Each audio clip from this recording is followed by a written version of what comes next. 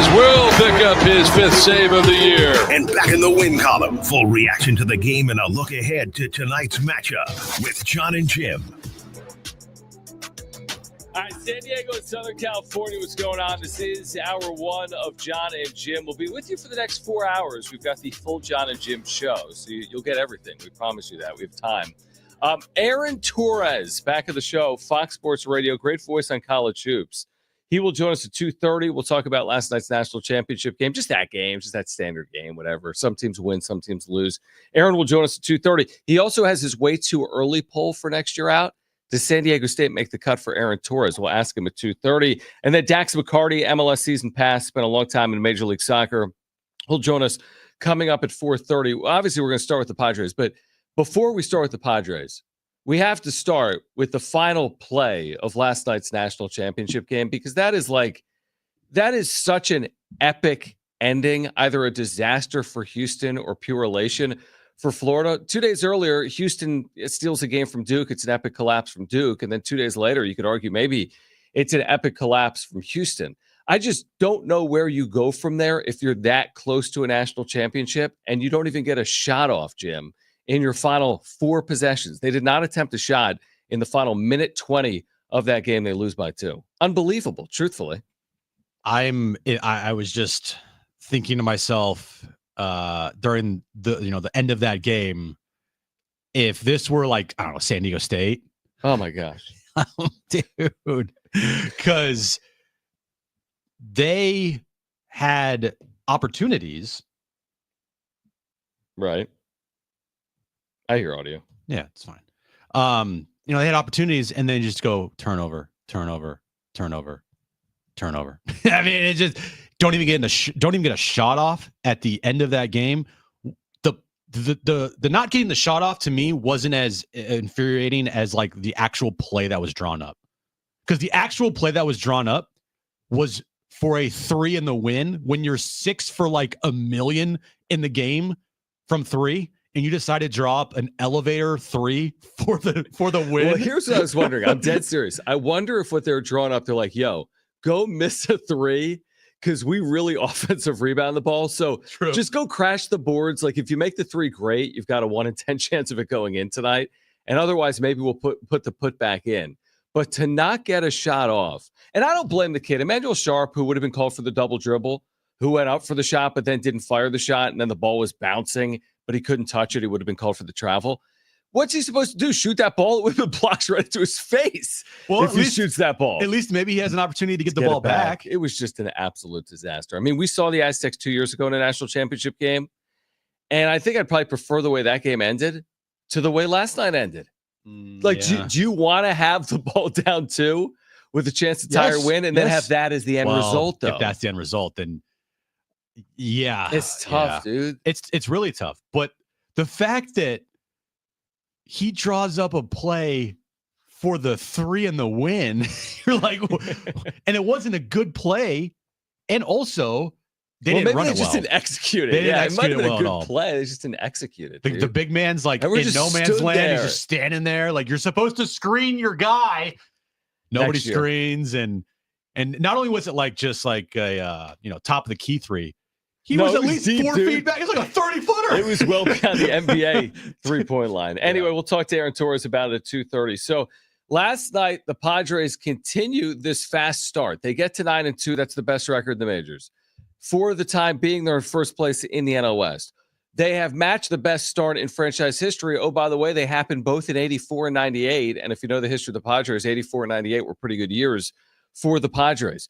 And they win yesterday without Jackson Merrill. We were kind of up in arms. What happened? It's precautionary. He tweaked the hammy in Chicago in the cold. We'll wait on the lineup here today. But without Jackson Merrill, Michael King goes 5 2/3 innings. Fernando Tatis Jr. hit a ball to the moon, but the moon's only 406 feet away. And the Padres win 5-4 to start this series. And we'll see if they can win the series now tonight. There's zero chance that ball went 406 feet. Even Toddy said it. He's like, cap. That is so cap right there. We all said it. That was like 500 feet, dude. There's a warehouse over the wall. The warehouse isn't up against the wall. No. Did you notice that? There's a good amount of separation between the wall and the warehouse. He hit it over the warehouse. Yeah. How big's the warehouse? Is it a 1 foot? Is it a Lego? Like for it to only go 4 to 6 feet, that warehouse had to be 2 inches by 2 inches. There's no way that ball traveled less or 406 feet. No, it traveled minimum 450. Agreed. And the only thing about that call, and I love Don, and listening back to the broadcast, actually, they mentioned Oakland Athletics multiple times because I was flipping back and forth a lot last night between the Padres game and the national title game. Yep. And then I had the Padres game on my phone and it was muted while I was watching that national title game. But Scans and Don and Mud, like they mentioned Oakland a lot in that broadcast. But was it with intent, or is it like when people talked about the Chargers of San Diego for 10 years? Like, was it just a habit? I think it was a habit, but they didn't try to correct themselves. They didn't say Oakland. Sacramento, the Las Vegas Gotcha. is. They just rolled with it. Okay. And the one thing that would have made last night's nuke job home run by Fernando Tatis even better is if Don, instead of saying it's going to Sacramento, if he said that one's all the way to Oakland, that would have been literally a perfect chef's kiss call. I think I know why he did it. Because we talked about this last night, and some people commented on YouTube in the wrap-up show why he did it. Because Sutter Park is in West Sacramento. And I want to say a river separates, and someone correct me if I'm wrong, but there's something, whether it's a freeway or some type of water, something separates West Sacramento from Sacramento. So where Sutter Park isn't downtown Sacramento where the Kings play. So I think that might have been the point he was making, because they are technically in West Sacramento where that ballpark is. And he was making the point he hit it so far, he hit it to downtown, or he hit it to Sacramento. That's my guess. I mean, we haven't talked to him, but that made sense when I saw it a couple of times in the chat, and I just looked it up, and it says Sutter Park is a ballpark in West Sacramento. So maybe it was that. I'm with you. I think it would have been brilliant if he said Oakland. I also made the point yesterday, I think you agree with it, which is I don't know if Major League broadcasters, by and large, are in the business of criticizing other Major League teams. Not that they won't do it, but there's only 30 Major League teams. I don't know if Don and Mudd are going to go on this soliloquy criticizing A's ownership. Not that there's anything wrong with it. I just don't know if it's necessarily I don't know. I just don't know if they're going to go out of turn, so to speak, like that, like you and I will do every single day. We don't work for Major League Baseball, you know? I get it. Yeah. I understand. But I also do think there's this kind of like unwritten agreement. You can kill the A's. That, hey, if you guys want to rip the A's, we're not going to do anything about it. I agree with that. And I think that's being shown early on, especially in spring training and early on this year, is remember when the Rays changed their name from the Tampa Bay Devil Rays to the Tampa Bay Rays? Of course, yeah. And they put out this big thing of like, you can't say the word devil in the front of our name. 100%. And people actually were like, okay, we'll not do that. And eventually, it got to the point where if they mentioned Devil Rays, they would quickly correct themselves, or whoever did it, right? Mm-hmm. Sports Center, broadcasts, whatever. Now it's if people mention the A's and say Oakland in front of the word athletics, nobody's stopping to correct themselves. They're just rolling with it. And they're just going along with it. But nobody knows what is correct. Like they're technically, if you went to like MLB.com, like athletics or the athletics, what does that even mean? They have no city. They're just vagabonds. There was a minor league baseball team once called the Pennsylvania Road Warriors because they had no home stadium and they just had the team already and they played every game on the road. That's who the A's are. They may have a home in Sacramento, quote unquote. They're playing every game on the road. We watched last night. They announced less than 10,000 people and every person there was rooting for the Padres. So they have no home. And that's unfortunate for the players and for like the front office. It's the owner that put him in the spot. The A's situation is such a disaster that it allows you to appreciate how good the Padres have been. 100%. Now, again, we've dealt with the relocation mess here in San Diego as recently as the last decade, obviously. But this is such a disaster. And we have all spent so much time talking Padres over the last 5 or 6 years. Thank the Lord this isn't also playing out right now in San Diego with the Padres, because we saw it with the Chargers and we're seeing it with the A's, and it is such a failure. We should be so thankful that is not who the Padres organization is or have been here in recent history. Yeah. If you're a Padres fan, you got to be over the moon that your favorite team is nowhere close to what the Athletics are. Right. And I feel awful for their fans because their fans did not deserve that. They don't. The fact that they're playing in a minor league ballpark in Sacramento. It's a joke. And that their fans deserve so much better. I would almost say at this point, what fans? Because I think their fans have turned their back on as they Oakland should. A's, and I don't think there's A's fans in Sacramento, and I don't think there's A's fans in Las Vegas. So I don't even know who these fans are, truthfully. It's like fans of the Chargers. I know they exist. I know there's people in like San your Diego. team is the NFL's gone. different. Yeah, I get it. I get it. The Chargers are different. I think the A's are probably like a sliver of fandom of the Chargers, truthfully. That's how I see it now. Let me rephrase that. I feel bad for former Oakland A's fans. I feel bad for Oakland. Like diehard Oakland A's fans, because they've shown they'll support a winner.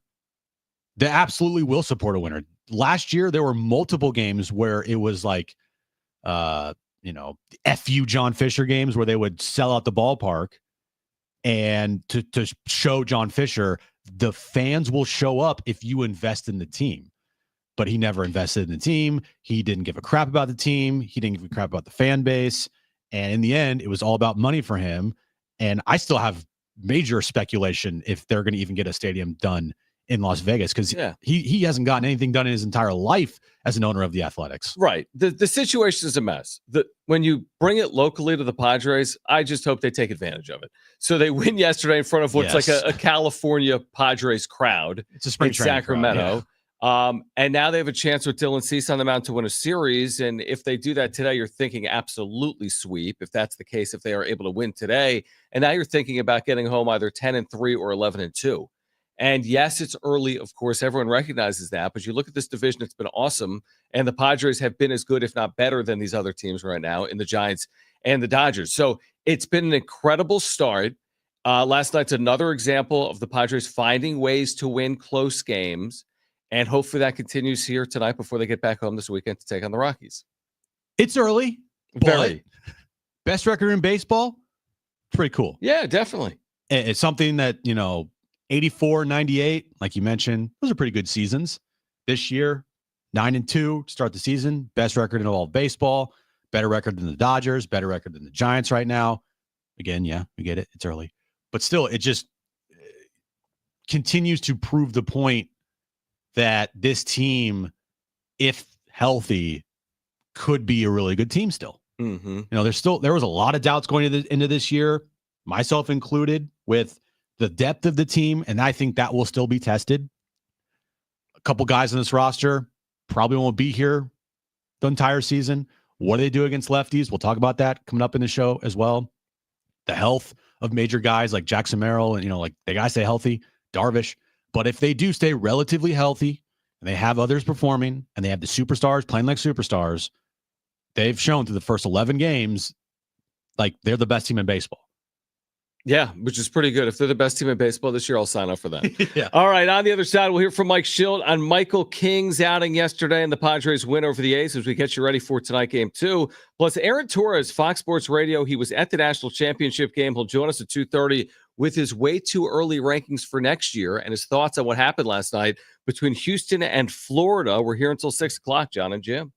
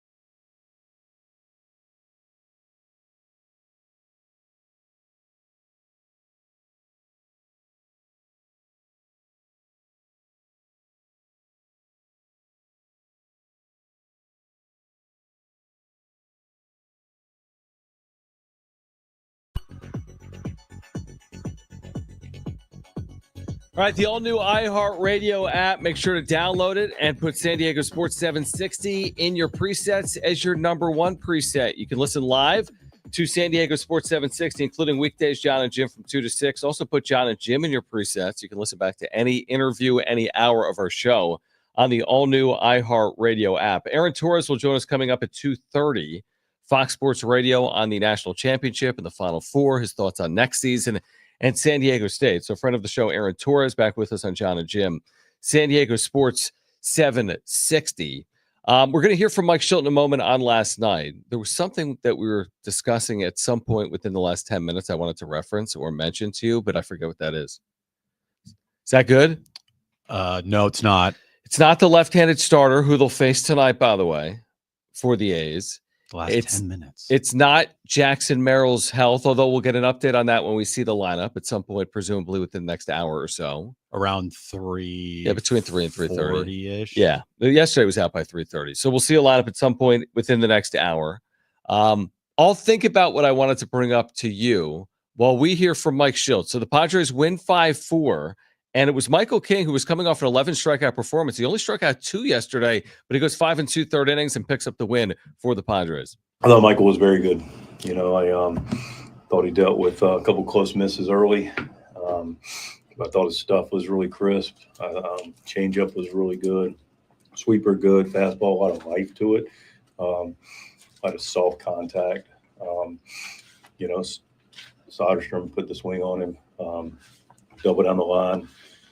That was the only really hard hit balls all evening. I thought Michael threw the ball exceptionally well, and easily, you know, with a little better luck, could have gotten into the 7th with no problem, or gotten through 7. Does it look like Fernando's pretty locked in? I mean, obviously the home run, but even on kind of his outs, he's taking the ball hard. Yeah, you know what? I just like the fact that he's getting his pitches. He's using the whole field, not doing too much. He's taking his walks. If Fernando Tatis, you know, takes his walks and manages the strike zone like he's doing now, it's you're going to continue to see what you're seeing now, and that's elite offensive capability. You know, first at bat, drives the ball to right, bullet to left, and then, you know, stayed on it and drove through one that, you know, was hit pretty darn good. Big swing. You've got your kind of your big four, but where does Jake Cronenworth fit in there when he's locked in and producing? Yeah, it's big. You know, it lengthens the lineup. I feel like the lineups, you know, with Croney, and I want to get to Bogey too, but the question of Croney. Croney's taking good at bats, similar to what we talk about everybody. You know, like using the whole field. He's been able to stay in on lefties, but just using all parts of the field, and was able to get a pitch he could put a good swing on and just stroked it out of there. Jake's taking great at bats. Mike Shildt, post game in a media tent. Was it in a media tent? I did not see. It was probably his office. Yeah, I think it was. But before the games, do they have in the dugout? He was in a public library. So meet us at West Sacramento Library. Oh no, it's only for the home team that they have the shed for like. Well, yeah, the road team you just could go in the clubhouse. You could go in the manager's office. Did you hear Manny after the game talking to Don and Mud?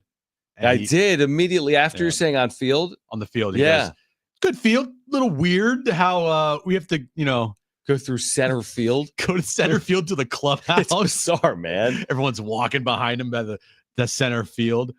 Yeah, dude, the thing is bizarre. It's just it's very bizarre. Now, you made the point yesterday. Like I said, hey, 2 of the 30 teams are playing in minor league stadiums. Let's be honest. Is it the Rays' fault there was a hurricane that tore the roof off of the stadium? No. Like the Rays didn't make the decision to have the roof torn off the Trop, even though that ballpark is pathetic. So the only real team dealing with this are the A's. But like this thing is wonky, man. You know the big winners? I said this last night. A's hitters. The ball is going to absolutely fly. The weather is going to be warm. They're not going to win any games, and they're not going to have any fans. There's going to be dudes that have ridiculous offensive years there. Don't you think? I thought even yesterday the ball carried well. You had good starting pitching on the mound, but I think the winners are the position players playing in that ballpark all year. Who's that kid that has 6 home runs? Soderstrom. Dude, he's going to have like 45 bombs this year.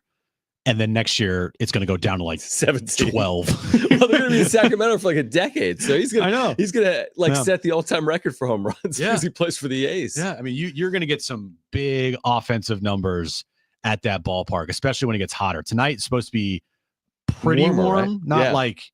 not like desert heat warm. No. But still, humidity's supposed to go up, and then you have a day game on Wednesday. There's not 79 tomorrow. There's not many day games in Sacramento this year. No, at that ballpark because it's going to be deathly hot. Yeah, dude, that's neither here nor there. Yeah, but it's a bad situation. So tonight again, it'll be it'll be Dylan Cease tonight after King went 5 2/3 innings, and I'm curious to see if Jackson Merrill's in the lineup. Is there a need to put Jackson Merrill in the lineup tonight? only if he's healthy. If he's not healthy, then no. But I'm saying, would you give him the extra day because you're off to a 9-2 start, and just to be safe, and you're playing a team that you're capable of beating, maybe even without him? Now, there is a lefty on the mound tonight. Correct. I feel very comfortable with Jackson Merrill hitting lefties. Absolutely. I'm not. Yeah. It doesn't matter. It doesn't bother me. But if you wanted to give him another night off and you wanted to use the excuse like, well, there's a lefty on the mound and, we just don't want to risk it. We want to give you, another day. Okay, that's fine. And then you play a day game tomorrow because, what you don't want to do is obviously rush him back and have him go out there and tweak something. And then it turns into, DEFCON 1 I mean, here. maybe give him the series. If you sit him against the lefty and then you have the afternoon turnaround, then a Thursday off day, then all of a sudden by giving him Wednesday off, you're giving him 2 more days off because of Thursday. I think he's going to get the night off tonight because of the day game tomorrow. They don't want to have him play night. Take the year off. Yeah, do that. It's fine. Everything's been great. You've been signed for how long? You know what? You're good. You know what? We recognize that it was a team-friendly deal, so you can take the rest of the year off. All right, we're going to switch gears. Arron Torres will join us on the other side, Fox Sports Radio. Then we will get back to the Padres, of course, as well, as we will be joined later in the show as well. We'll talk some SDFC with Dax McCarty, who played in the MLS a long time. He's now with MLS Season Pass. He'll join us at 4:30. We've got Sesame Place tickets to give away. But coming up next, Arron Torres, who was at the National Championship game last night. He's with Fox Sports Radio. His thoughts on next season and the Aztecs. Arron Torres, friend of the show, joins us next. Jon and Jim. Are your money skills total trash? Well, you are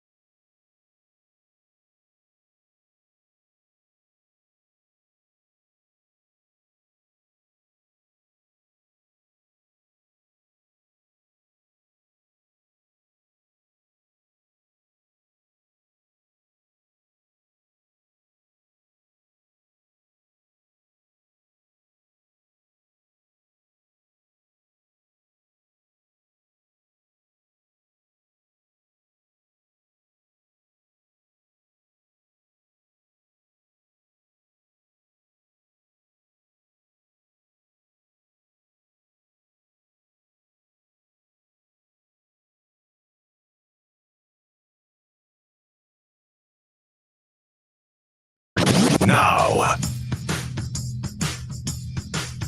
All right, this update is brought to you by the San Diego Mojo. We'll start with the Padres. They beat the Athletics last night 5-4. They moved back into first place in the National League West. Yes, I know, it's early. Game 2 of their 3-game series tonight in Sacramento. 7:05 first pitch. Dylan Cease on the mound for the Padres. Florida beat Houston last night to win their 3rd national title in school history. And NBA news of the day, according to Shams, the Nuggets, they said screw it with a week remaining in their season. They fired Mike Malone and their general manager. The Nuggets are currently in 4th place in the Western Conference. Get ready to serve up some excitement with Major League Volleyball. Your San Diego Mojo are here at Viejas Arena so you can get close to all the volleyball action. Get tickets starting at $15 at letsgomojo.com. That's letsgomojo.com. It is great to connect with Arron Torres, Fox Sports Radio. Arron Torres online, great voice on all things college hoops. He was in San Antonio for the Final Four, and what a Final Four it was, whether it was Saturday or last night. Arron, it's great to have you with us, obviously. Jon and Jim here on San Diego Sports 760. How will you remember what played out last night? As a Florida national title or as a meltdown by Houston there late? Yeah, it's a great question. And it's so funny, and maybe it's just because I had Houston winning the national championship before the season and before the tournament. But, I thought Saturday night was more about Houston completely dictating the final 10 minutes, and it was more Houston winning the game against Duke as opposed to Duke choking. Mm-hmm. I thought last night was 100% about Houston. Listen, when we know the stats by now, but when you can't get a shot on your final 4 possessions or whatever it was, you feel awful for Emmanuel Sharp the way that it ended. But I'll also say this, you want to credit Florida, but I also thought it was kind of poor coaching. I mean, we all know that, you're down 2, you got to go to the rim about 8, 9. You just got to go. You can't, and so being in the arena, I thought Saturday night, Kelvin Sampson coached his butt off with how he managed pretty much everything. But I think some of it was on not only the players, but Sampson as well. And to me, you don't want to take away anything from Florida. I think my takeaway is that Florida is a very deserving champion, 2-0 against the SEC regular season champs Auburn, 2-1 against Tennessee, 1-0 against Houston, on and on, 2-0 against Bama. But I will probably look at last night probably until as long as my brain remembers stuff from 2025, I'll probably look at it more as Houston kind of falling apart late more than it was Florida going out and grabbing a national championship. What'd you make of the entirety of the tournament? Because there's a lot of discourse about, the Cinderellas are dead and NIL is killing the tournament. I thought the Final Four was fantastic. And I think that, sometimes having the best teams play each other, it's good for the sport. What did you think? Well, and I know, NIL is certainly a topic of conversation in San Diego and kind of where San Diego State kind of fits in the pecking order of college sports right now. But I'll just bring it up to say, while I think NIL and the portal certainly need regulation, I think it's been the best thing for college basketball. I really do. Listen, bottom line is I do think the top of the sport is better than it's ever been. I mean, statistically, I don't base every opinion I have on analytics, but my eyes tell me that. And then, of course, we saw the Ken Palm stat that these 4 Final Four teams were 4 of the 10 best teams he's ever documented doing this for about 30 years now. And so I think, listen, NIL is keeping kids in college sports, and I don't love mid-major and low-major basketball turning into a feeder system for the high majors. But I also do think that it has led to a situation where the top of the sport is as strong as it's been. I think in 30 years since I was a kid, and, kids stayed for 2, 3, 4 years in college, and you only left for the NBA if you were truly ready. I think it's put college basketball in a position to really thrive. I think the numbers for this tournament speak for itself.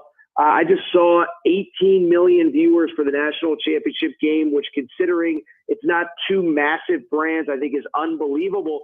But I also just think about how many great games we had. You go back to the Sweet 16, Arkansas, they lose to Texas Tech in the manner that they did. Then Texas Tech loses to Florida. Florida could have lost 2, 3, 4 games. And I just think it's because the talent level is so high. And yeah, so again, I think certainly NIL and the portal need adjustments, need fixing. It's not a perfect system, but it has led to the top of this sport being as good as pretty much I ever remember it. I think it was reflected with this tournament these last few weeks. Arron Torres, Fox Sports Radio with us right now. Jon and Jim, San Diego Sports 760. So let's fast forward. It's been like 13 hours, so nobody's worried about last season. Let's move to the portal, and next year, let's go. Who cares? Yeah, forget about last night. Nobody cares anymore. 25-26, everyone's talking about because it's only 7 months away. So you wrote a way too early top 25 at AarronTorresOnline.com. I see it on ESPN and CBS 24/7. So I see yours. And you have the Aztecs as the 20th best team in America, which is why I texted you as quickly as I could after I read that. You have San Diego State in the top 20. You wrote, in an ever-evolving college basketball landscape, the Aztecs will again have the best team outside the Power 5 conferences next season. So we know about Magoon Guath. That is huge news for Brian Dutcher. What do you make of the season the Aztecs are coming off and what their expectations will be moving forward?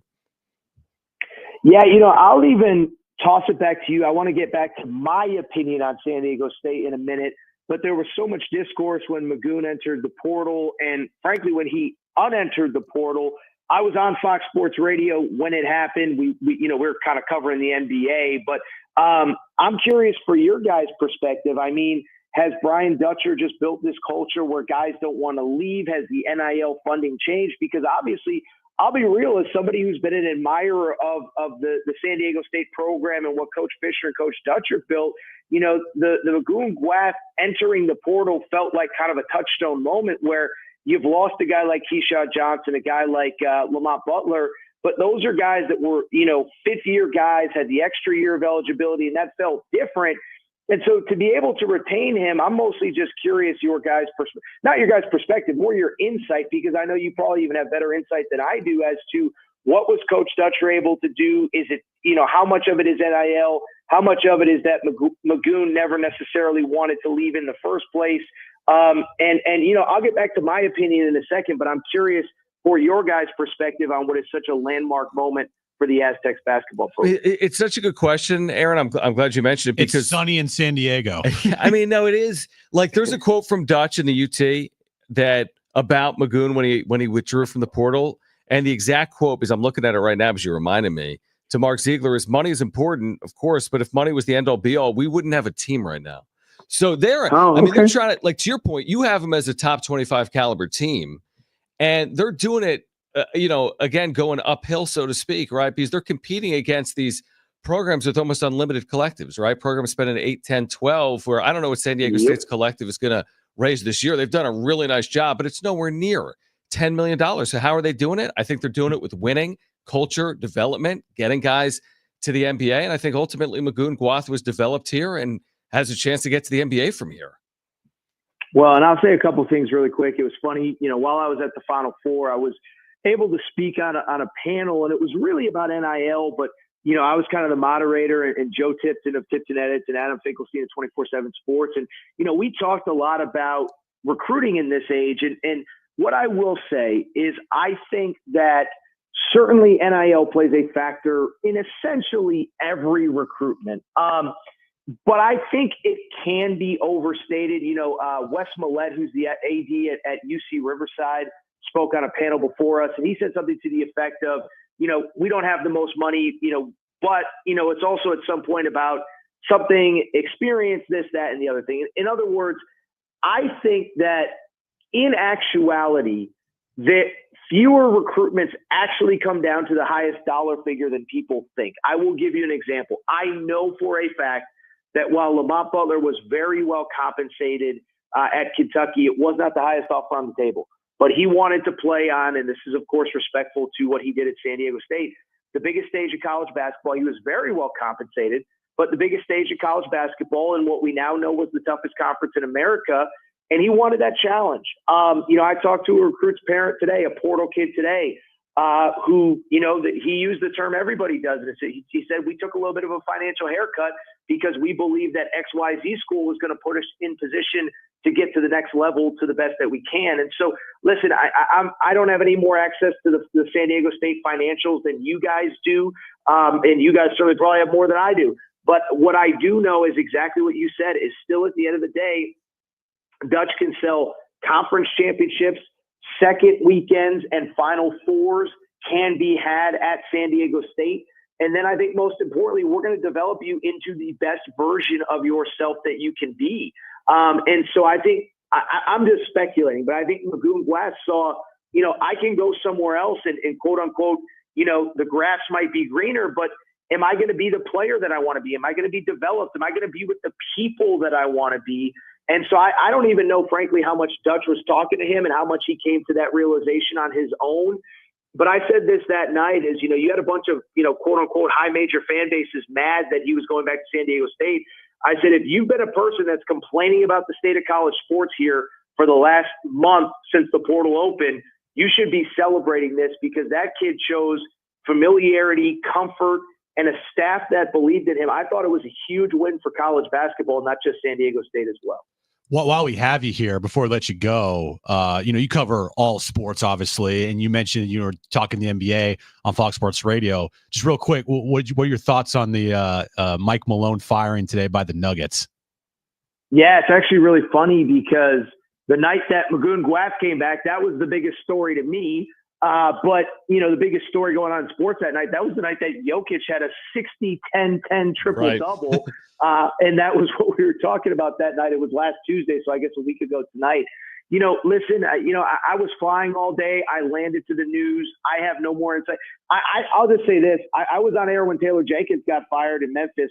I think it is absurd. I don't care how unhappy your superstar is with a head coach or whatever conflict there is. A week or two before the playoffs, firing a head coach, you're punting on the season. The playoffs are really long. And I just look at, you get in a situation where the Nuggets, and I think, they've had injuries this season, but the Nuggets, you just gave up a season of Jokic's prime because whatever your issue was with Mike Malone had to be addressed today as opposed to 2 months from now. I think it's patently absurd. I don't care if they feel like the team is sort of underachieving or whatever. I just think it's stupid. We'll see how it plays out. But I don't think the Nuggets are in better position to capitalize on a year where, again, they're whatever, the second, third seed. I've been so kind of wrapped up in college basketball, to be honest. But, I just think it's crazy that these teams, and I include the Grizzlies a few weeks ago, doing this a week or two before the playoffs because you're basically punting on a season this late going forward. Yeah, I just think it's a bad look for the sport. They have other bad looks going on, like keeping stars out of games in regular seasons. But what does it say about your sport when the postseason is the biggest part of the year and you are punting on postseasons of all? You can't punt on a postseason. It's crazy. Yeah, it's insane. Listen, I'm with you on that. If you guys got to cut me off, feel free. But and I think it goes back to a lot of the conversation about college basketball. College basketball just had best ratings in 10 years, 12 years, whatever it's been. I guess it's only 9 years, 8 years, whatever. But, the NBA, you're wondering why you're struggling. How is that relatable? How are the Nuggets some sort of feel-good story because they made this move? It's I don't know, man. The NBA to me, and I'm glad you guys aren't an NBA market so I can be a little bit more honest, is I don't get a lot of what goes on. And I think a lot of it is frankly indefensible. And I'll say this, I know San Diego State fans probably don't love the state of the portal and NIL, but I think it's helped college basketball. And I really feel like the ratings reflect and the success reflects that the college basketball is an ascending property and an ascending product as the NBA just continues to shoot itself in the foot day after day. And so I'm excited to be mostly a part of this sport. I do have to talk about the NBA from time to time, but I'm excited to be a part of this sport. And I am excited that San Diego State, I didn't even get to my opinions on the 25-26 squad, but I'm excited that I think they're very much a factor in 25-26. Well, we're looking forward to it already here in San Diego. The Aztecs have been in the tournament each of the last 6 years, hoping to make it 7 straight under Brian Dutcher this upcoming year. Aaron, always appreciate your time, man. You do a great job with all this stuff. Appreciate the insight and the perspective, and we'll do it again at some point later on this spring or summer, all right? Always my pleasure, guys. You just call me whenever you need me, okay? Great stuff from Arron Torres, Fox Sports Radio. You can hear him at times right here on San Diego Sports 760. We'll switch gears back to the Padres on the other side. What do they do tonight against a left-handed starter? We'll weigh in. It's Jon and Jim.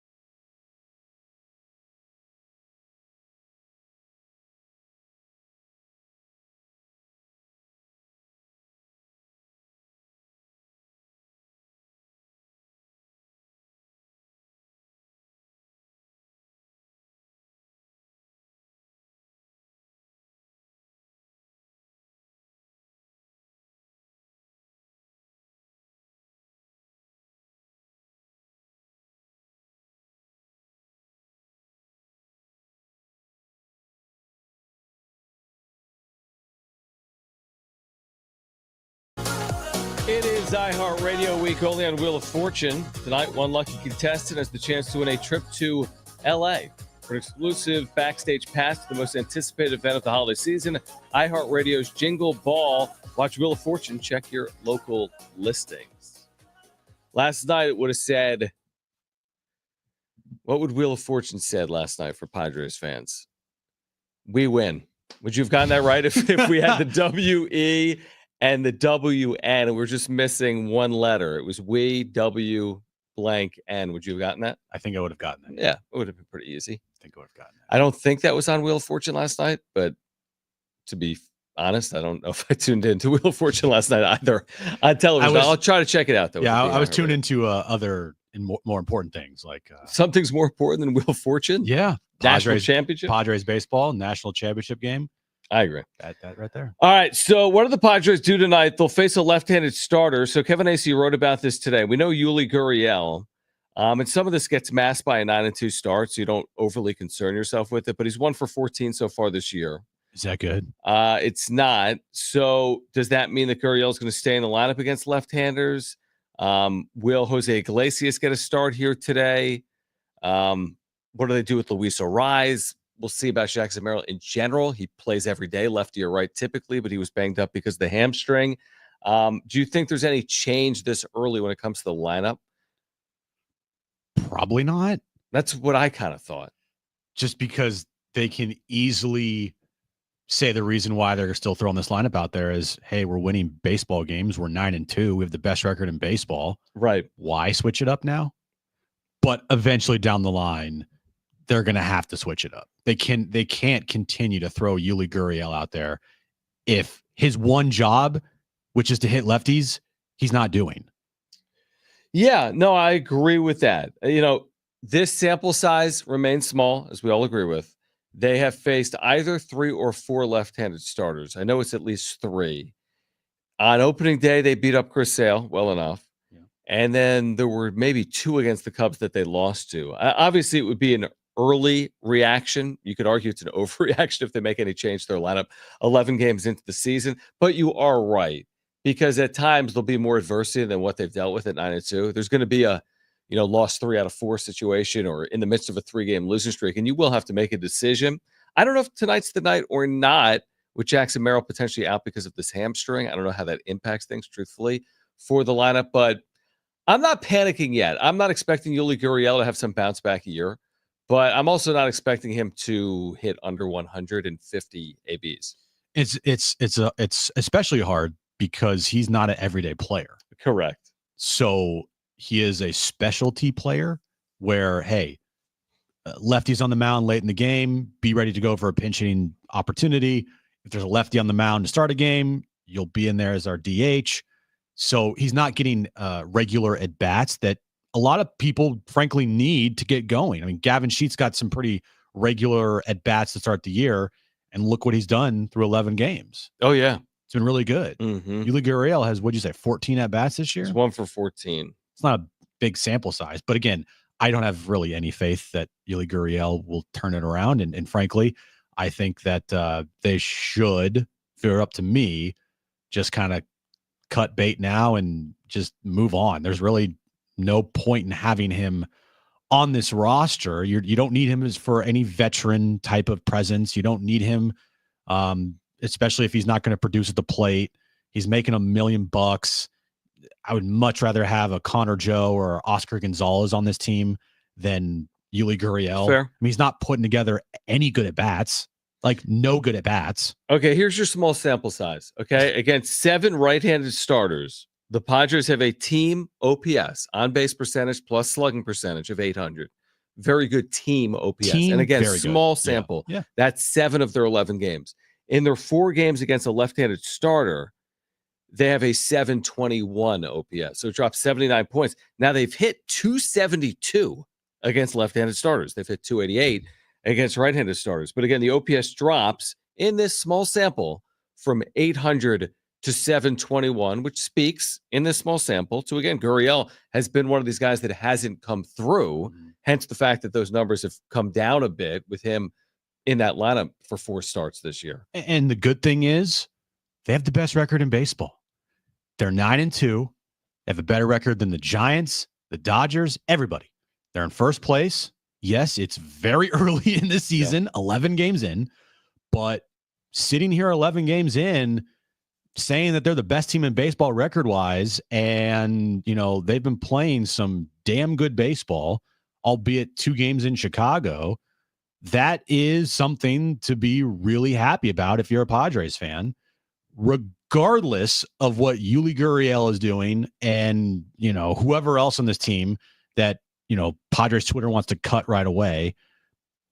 If these guys are going to perform like this, which is basically nothing, but yet they're still going to win baseball games, I choose to just then fine, right? Like I'm fine with it, but eventually they'll have to make a change. Yeah, there'll be a time. I think both things are accurate. I think that you don't have to overreact to it, but there's no world where Yuli Gurriel doesn't produce for the season and he sticks around for the season. There is a world where he doesn't produce for a month and he sticks around. The question is, how many months can you stick around if you aren't producing? And I think we'll find out the answer there. But yeah, if this is who he is, he's not going to be here long term. No. But the question is, how long will he be here before they make a decision? My guess is it's going to take more time than what we've seen. If they keep winning, then they're going to just put that off as long as they can, as long as they probably can.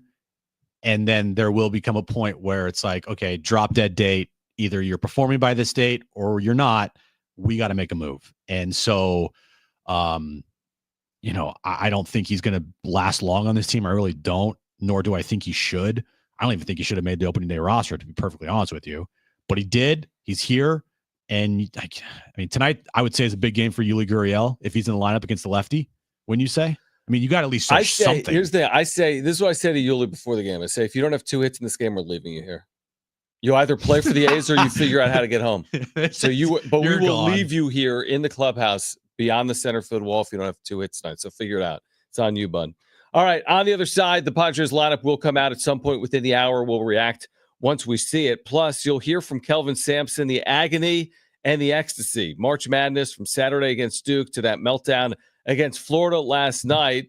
A lot to get to in the 3 o'clock hour. Coming up at 4:30, Dax McCarty back in the show. Longtime Major League Soccer player, MLS season pass. His thoughts on San Diego FC. What a start to the year for SDFC. He'll join us at 4:30. Hour 2 of Jon and Jim is next.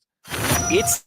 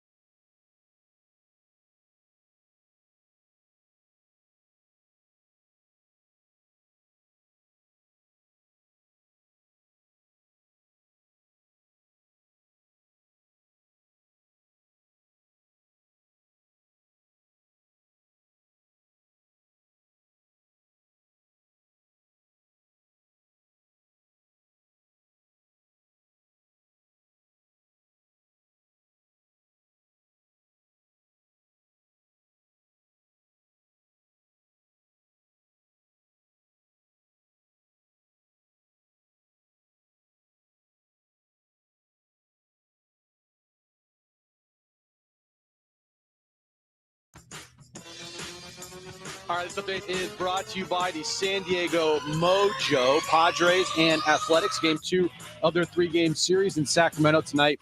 7:05 first pitch. Dylan Cease on the mound for the Padres. Moving over to college basketball. Florida beat Houston last night to win their 3rd national title in school history. The NBA news of the day and a shocking development. The Nuggets, they parted ways with their head coach, Mike Malone, and their general manager. The Nuggets are currently the 4 seed in the Western Conference. Get ready to serve up some excitement with Major League Volleyball. Your San Diego Mojo are here at Viejas Arena, so you can get close to all the volleyball action. Get tickets starting at $15 at letsgomojo.com. That's letsgomojo.com. The Padres back on the West Coast. Padres win game 1. Suarez will pick up his 5th save of the year. And back in the win column, full reaction to the game and a look ahead to tonight's matchup with Jon and Jim. All right, San Diego and Southern California, what's going on? This is hour 2 of Jon and Jim. We do have Sesame Place tickets to give away if you and Arron want to go. Jim, this weekend, Sesame Place. No, actually. Have you ever been? No, because then you've missed out. Well, I don't have a child. You should go alone. I know you've been with Jones. Just hang in the background. Very weird. And you're sweating like your hoodie. I don't know. It's great if you have Wear kids. Sunglasses, hoodie, and a hat, and just be super incognito. It's amazing if you have kids. Well, I don't have kids, John. All right. That's a good point. So if you want to have take John's, you can take my kid. You can take Jones to Sesame Place. You guys can go hang out and go down the water slides. Aaron's mom is coming to town this weekend. We got plans. So perfect. Not she can go. Yeah. No. All right. So we have Sesame Place tickets to give away. Dax McCarty, MLS season pass. Spent a long time in Major League Soccer. He'll join us coming up at 4:30. We'll react to the Padres lineup when we see it. There's a lot of directions we could go. Here, you choose the adventure. Ooh. Do you want to start the hour with ESPN actually doing something that they get blasted for doing, which is tying everything to LeBron James' legacy, even if it has nothing to do with it? So do you want to go down that path? Do you want to go down the path of what happened with Houston in the final minute and hear from Kelvin Sampson? Or do you want to go down the path of what are the Denver Nuggets doing with a week left in the regular season, firing their head coach who won a title 2 years ago and has one of the best players in the world in Nikola Jokic on the team? I like these options. I will pick option. Or do you want to talk about left-handed starters against the Padres? Well, then we could still talk about left-handed starters versus the Padres. I'm going to go with option. What was option 2? Option 2 was hearing from Kelvin Sampson. Okay, then I choose option. What was option 1? Option 1 was, do you want to hear ESPN compare Alex Ovechkin to LeBron James' legacy? And option 3 was. And option 3 was we just turn on national radio. No, option 3 was what's going on with the Denver Nuggets. We can hear from Shams. Let's hear from Shams. All right. So do we have the Shams sound? This is the latest on everything that played out today with the firing of the Nuggets championship winning head coach from 2 years ago, Mike Malone. I use the word shocking. Really, this is stunning. Our senior insider, Shams Charania, here to help us understand what went into this decision here. Shams, why did the Nuggets fire Michael Malone now? Malika, the way the season was going, 4 straight losses in a row, and just what has gone on the last couple of years with what's been described to me as a Cold War between Michael Malone and Calvin Booth, the Nuggets believed that something needed to change. Now, they were likely going to dismiss one or the other come the offseason. So Josh Kroenke and the Nuggets decided to just get it over with now, seeing how the team is performing. But listen, everyone was shocked by the timing of this. That includes Michael Malone, Calvin Booth themselves. The players, I'm told, had a meeting where Josh Kroenke addressed them after the dismissal. He decided to flip the culture, didn't want to wait. He wanted to inject some life into this team going into the playoffs, because this is a team that, like you said, has struggled a little bit the second half of the year. They've dropped in defensive rating. But Michael Malone, this is stunning for him because he's the winningest coach in Denver Nuggets franchise history. He just led them to a championship in 2023. This is tied for the latest coaching change ever made. And it's one that probably would have happened in 2023, Malika, if he had not won the championship just based on circumstances with him and Calvin Booth. But now that he's fired after 10 years, it's certainly stunning for the Nuggets, something that this roster is now going to have to deal with and recover from. Can I just say real quick? if they said it would have happened, this is Shams, right? Who's the insider of the insiders now with ESPN, said it would have happened in 2023 if they didn't win it all. But wouldn't 2023 be the history lesson you would need to not do it? Because what if you're walking into a 2023 and 25 where it just clicks? Now, it hasn't. They've lost 4 straight. Fair. They've dipped in the West. Truthful. Are they likely to win the NBA Finals? Probably not. But likely be damned. You've got playoff experience. You have arguably certainly one of the best players in the world. That's inarguable. Probably the best. Yeah, so maybe the best. So wouldn't you rather just watch it play out? They're 11-13 since the All-Star break. Okay, so yeah, that's poor play. But they've also missed Jamal Murray for a good amount of time as well. Okay. And defensively, they are not great. I mean, when Jokic is on the floor, it's a problem. Even when he is on the floor, it's a problem. But when you are in the prime years of your superstar, you have to try and capitalize on that at every turn.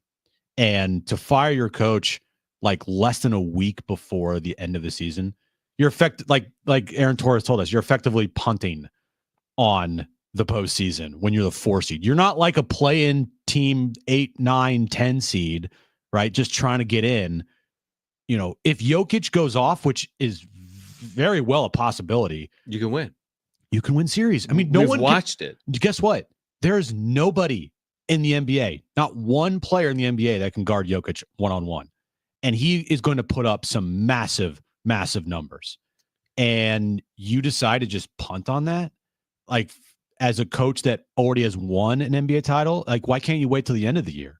It just makes no sense at all. There has to be something more here, because why would you do that literally less than a week before the season ends and the playoffs start? Yeah, it feels to me like you're kind of like missing the boat. Honestly, as a league, I think it's a poor reflection on a league when something like this happens, Jim. I think when Memphis fires its coach with a week or two to go before the end of the season, and then the Nuggets, it's one thing if a team was 9-70 and you just wanted to get out of the way because you had candidates that you could interview. Yeah. They actually won a championship with a number of the players on their current roster, which proves it is at least feasible. It's not something you have to dream up. It actually happened.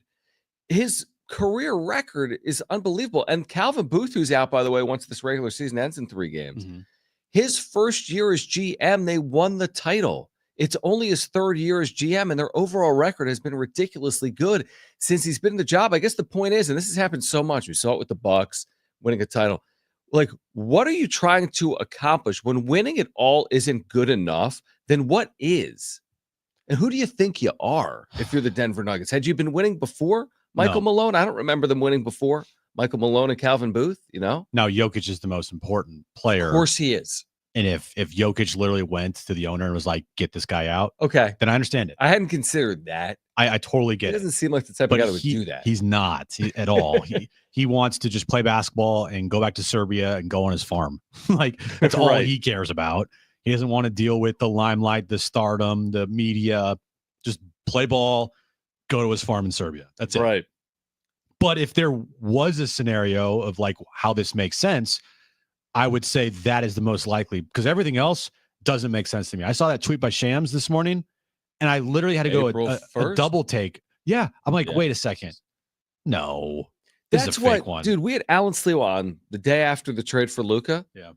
That I think was initially broken by Shams. Shams remember what Shams said in the aftermath of that? He's like, I had to look at my phone like 3 times, 4 times. My hands were shaking. Yeah, he's like, I'm looking at the text message. Is this actually the person that my phone number is tied to? Like, it was that shocking to him. That also to me, by the way. I don't think the Luka trade is a good reflection on the league. I think it speaks to a narrative that you want the stars and you want these certain franchises in power, like the Lakers. Why on earth would the Mavericks trade a 25-year-old in his prime that was in the NBA Finals last year? It's a similar conversation. It's just like, we are making these bold decisions to do what? Are the expectations that, the Mavericks didn't win the Finals last year, blow it up? Yeah, the Nuggets won 2 years ago, but they didn't win last year, blow it up. What are these expectations? When's the last time during an NBA regular season we've had this many WTF moments? the Grizzlies coach was shocking. Yep. The Nuggets thing is more shocking, and the Lucas thing is one of the most shocking trades in the history of the league. Oh, easily. And that's all played out since what, like the All-Star break? February. Yeah, that's not very long. Right? End of January. It's 2 months. I mean, now that Luka trade, it was way bigger. It was way bigger. Yeah. Also, for me personally, like not knowing the news for legitimately hours. Oh yeah, that's right. You were like out at dinner. We went out to dinner. It was my birthday, and then we came home. I watched the Royal Rumble, and I didn't want anything spoiled for me, so I just wasn't on my phone. And my brother, who is a huge Lakers fan, are you dead? He's calling me, he's texting me, and I thought there was like a Warriors trade or something, and he was calling me to talk about that. Not in a million years would I ever imagine or think that Luka got traded. But this year for the NBA, there have been a lot of double take, wait, what type of moments, and I just think, now I know you say it's not great for the league. I actually think to have these types of moments, to like the shock value of everything, I mean, puts light on your league. It's not great for the teams. It makes no sense for the teams, but it gets people talking. It does. I mean, I'm trying to think of an equivalent. It would be like, I don't know how old Lamar Jackson is at this point. He's older than 25. He's in his late 20s. Yeah. So we're like, I don't know. It's like you're just gonna, hey, the Ravens got to the Super Bowl and lost, and just week 9, Lamar's been traded. Yeah, we traded Lamar Jackson to the Raiders for a 4th-round pick. He's like, 28. Or like, hey, Nick Sirianni, you won the Super Bowl last year, but this year you went 9-8. Actually, you're not even 9-8. We're gonna fire you at 10-6. You're going to the playoffs. We don't know what's going to happen in the playoffs. You just clinched a playoff berth. You're not as good as you were. I don't know. I just feel like it's, I don't know, just bridged too far. We don't necessarily see that in the NFL. We don't necessarily see it in Major League Baseball. And maybe it's not wrong. You're right. I think there's a lot of attention on the NBA.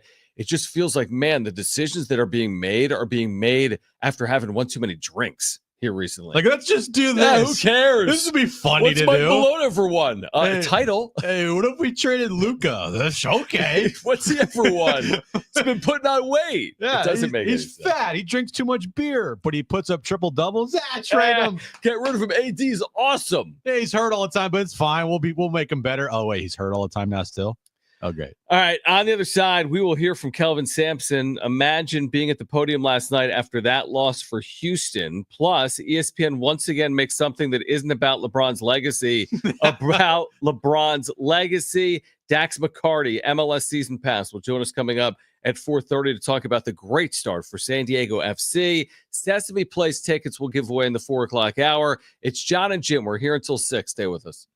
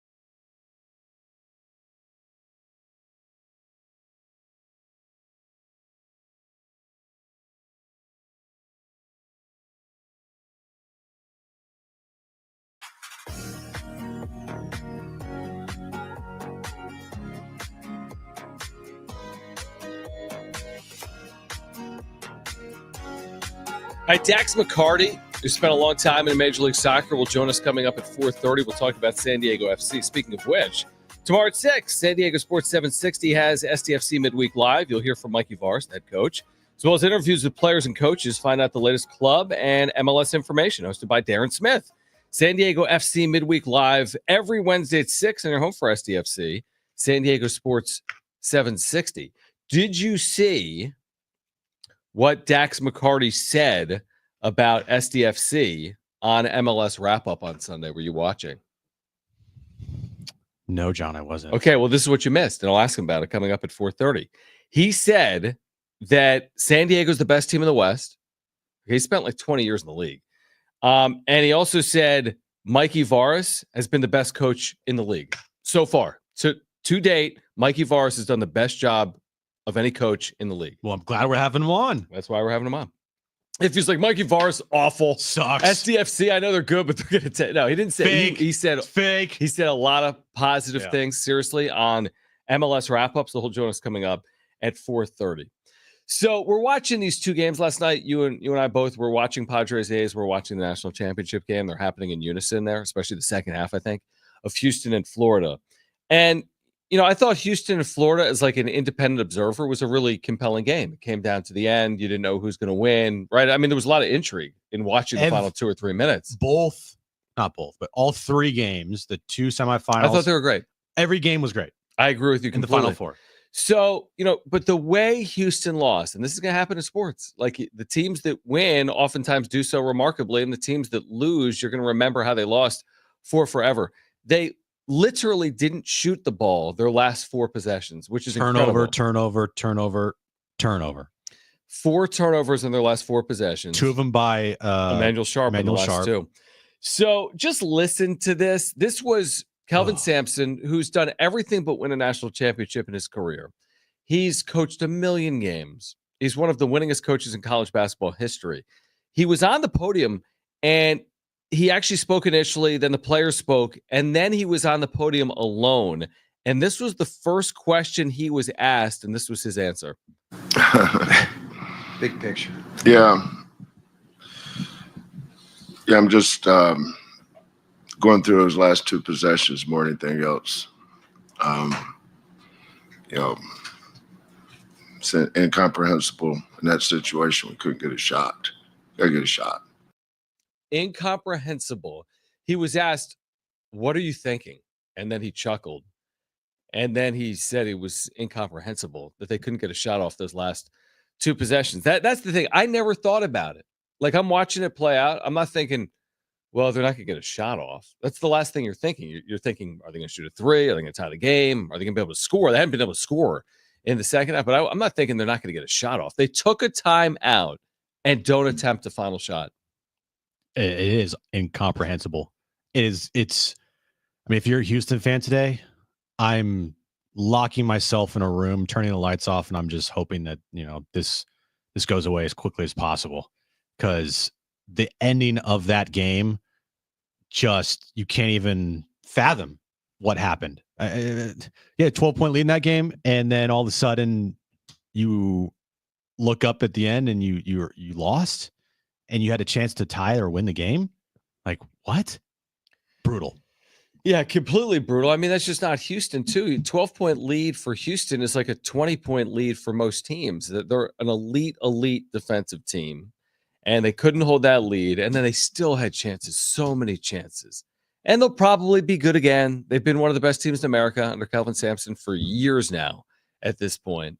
But to get all the way back to a national championship game, it's not easy to get back to a national championship game, and I got to sit on that for a full year. What are you freaking out about? So your earbuds all of a sudden stop working? Why is it that everything stops working?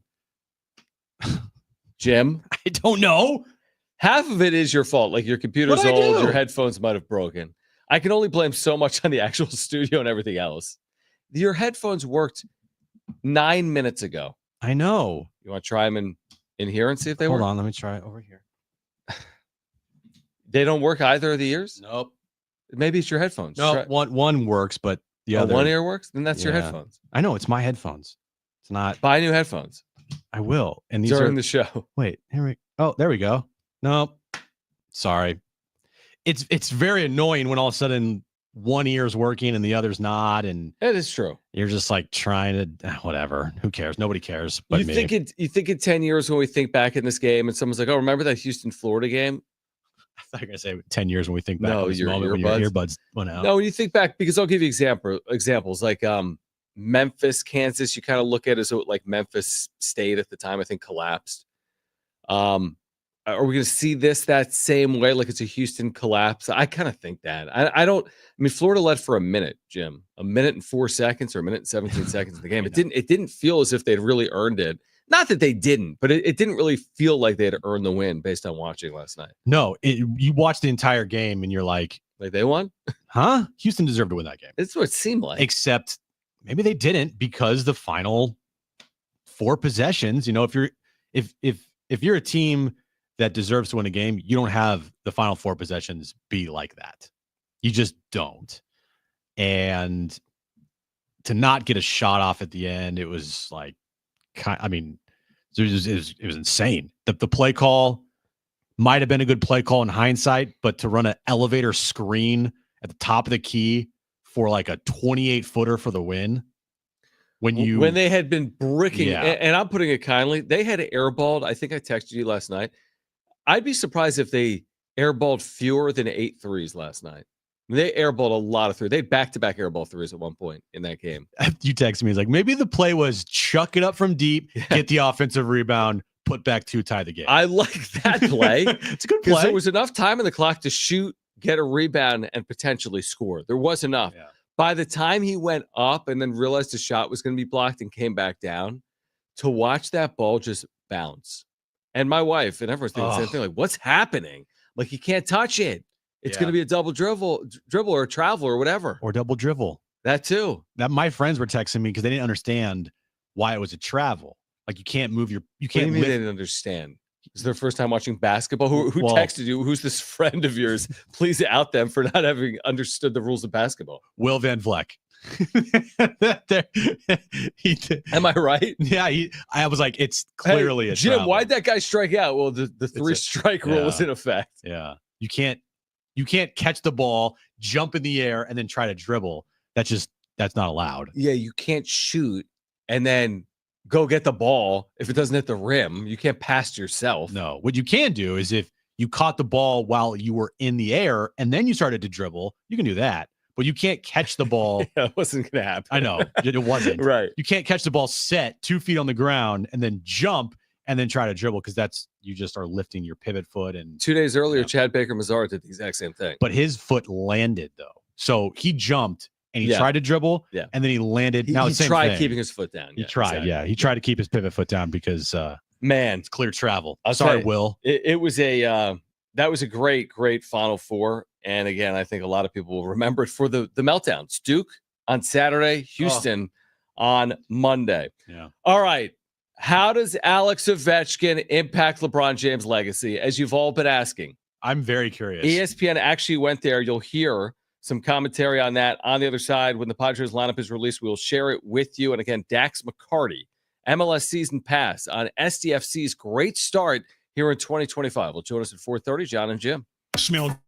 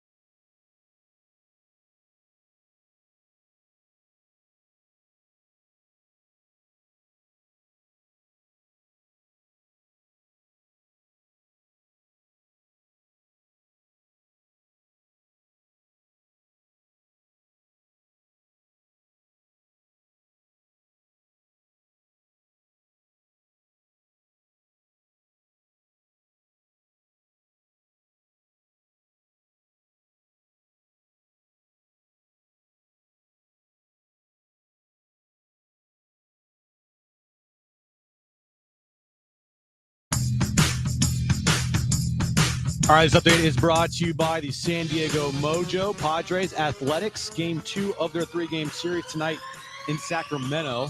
7:05 first pitch. Dylan Cease on the mound for the Padres. We still don't know the lineup for the Padres. We're waiting to see if Jackson Merrill will be in the lineup tonight. We'll give you that when it's released.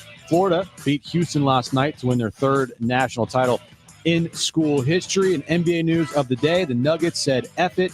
They fired their head coach, Mike Malone, and their general manager. The Nuggets are currently in the 4 seed in the Western Conference. Get ready to serve up some excitement with Major League Volleyball. Your San Diego Mojo are here at Viejas Arena, so you can get close to all the volleyball action. Get tickets starting at $15 at letsgomojo.com. That's letsgomojo.com.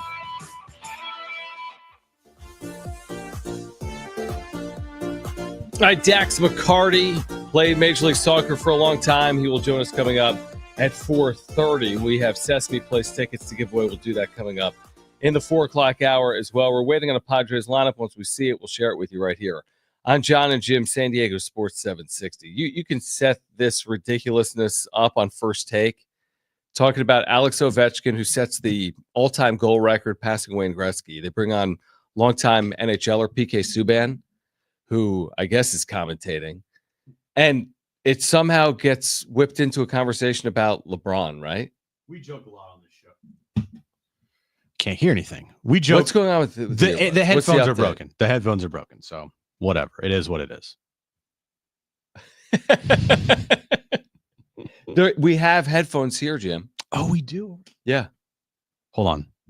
Oh, yeah, that's good. Don't wait for the break. No, you can do the show without headphones. I know, but we're in the same room. I know, but I'm listening to things on the radio, John. Listening to what things on the radio? The sound that we're about. You've already heard it. You put it in. I know, but I'm having a conversation with myself because nobody can hear you because your mic is off. So I can't wait for you to put these headphones on because they're so huge. You're gonna look so funny. You never wear something that looks like that. I look like an idiot. Yeah, like such an idiot. Here we go. No wonder nobody's in our YouTube stream. Nobody cares anymore. Here we go. Oh my gosh. How's that sound?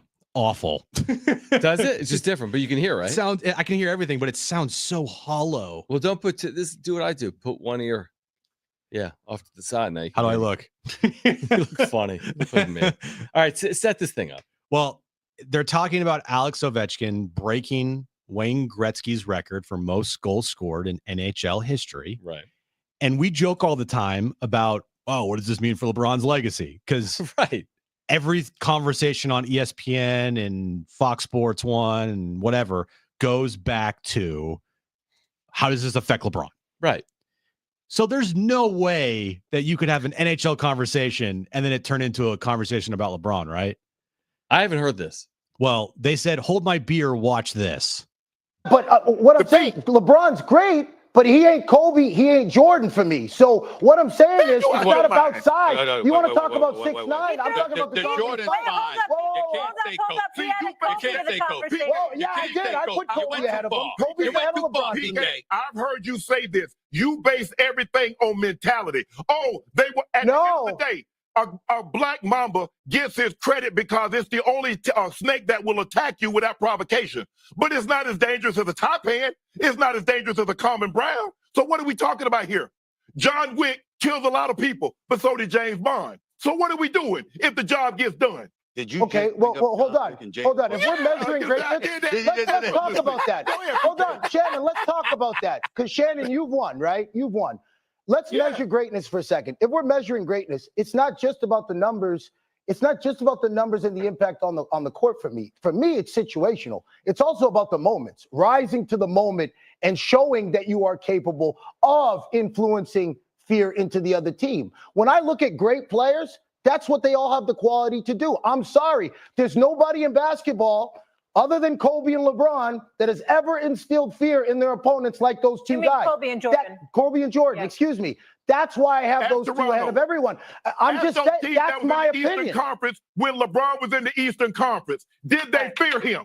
Ask the teams for that 8-year span in which LeBron James went to every NBA Finals in the East, did they fear him? Because if they didn't, That's why he's the second greatest of all time. No, I put Kobe. He ain't ahead of Kobe for me. Stephen A. We have to go to break. They keep telling me you need to go. Actually, that's enough. But My I head just want hurts. I want to hear the whole show. Wait, Oh my God. what part of that had anything to do with Alex Ovechkin? Because what they did, and First Take is just nauseating to listen to, but Alexander Ovechkin, now the greatest goal scorer in the history of NHL. And they're saying it doesn't mean he's the greatest player. They decided to take that and come up with this topic of who has the more impressive record, Ovechkin or LeBron? As far as LeBron having the most points scored in NBA history, and Alexander Ovechkin now having the most goals scored in NHL history. What kind of topic is that? Why do we have to always bring everything back to LeBron? It's ridiculous. I'll tell you what, because this is where you got to be able to see the forest through the trees. You can't make every decision based on ratings. Just like you can't make every decision in sports based on money or in life. Like if you make every decision solely based on revenue, you're missing something along the way. Just be willing, ESPN. Be willing to have a hockey conversation. If you want to mention Alex Ovechkin, just do your 3 minutes on Alex Ovechkin. Or I'll give you another example. They had the MLB Wildcard Series in 2023, and all day in their live programming, they never mentioned the MLB Wildcard Series until they started playing the games. Mm-hmm.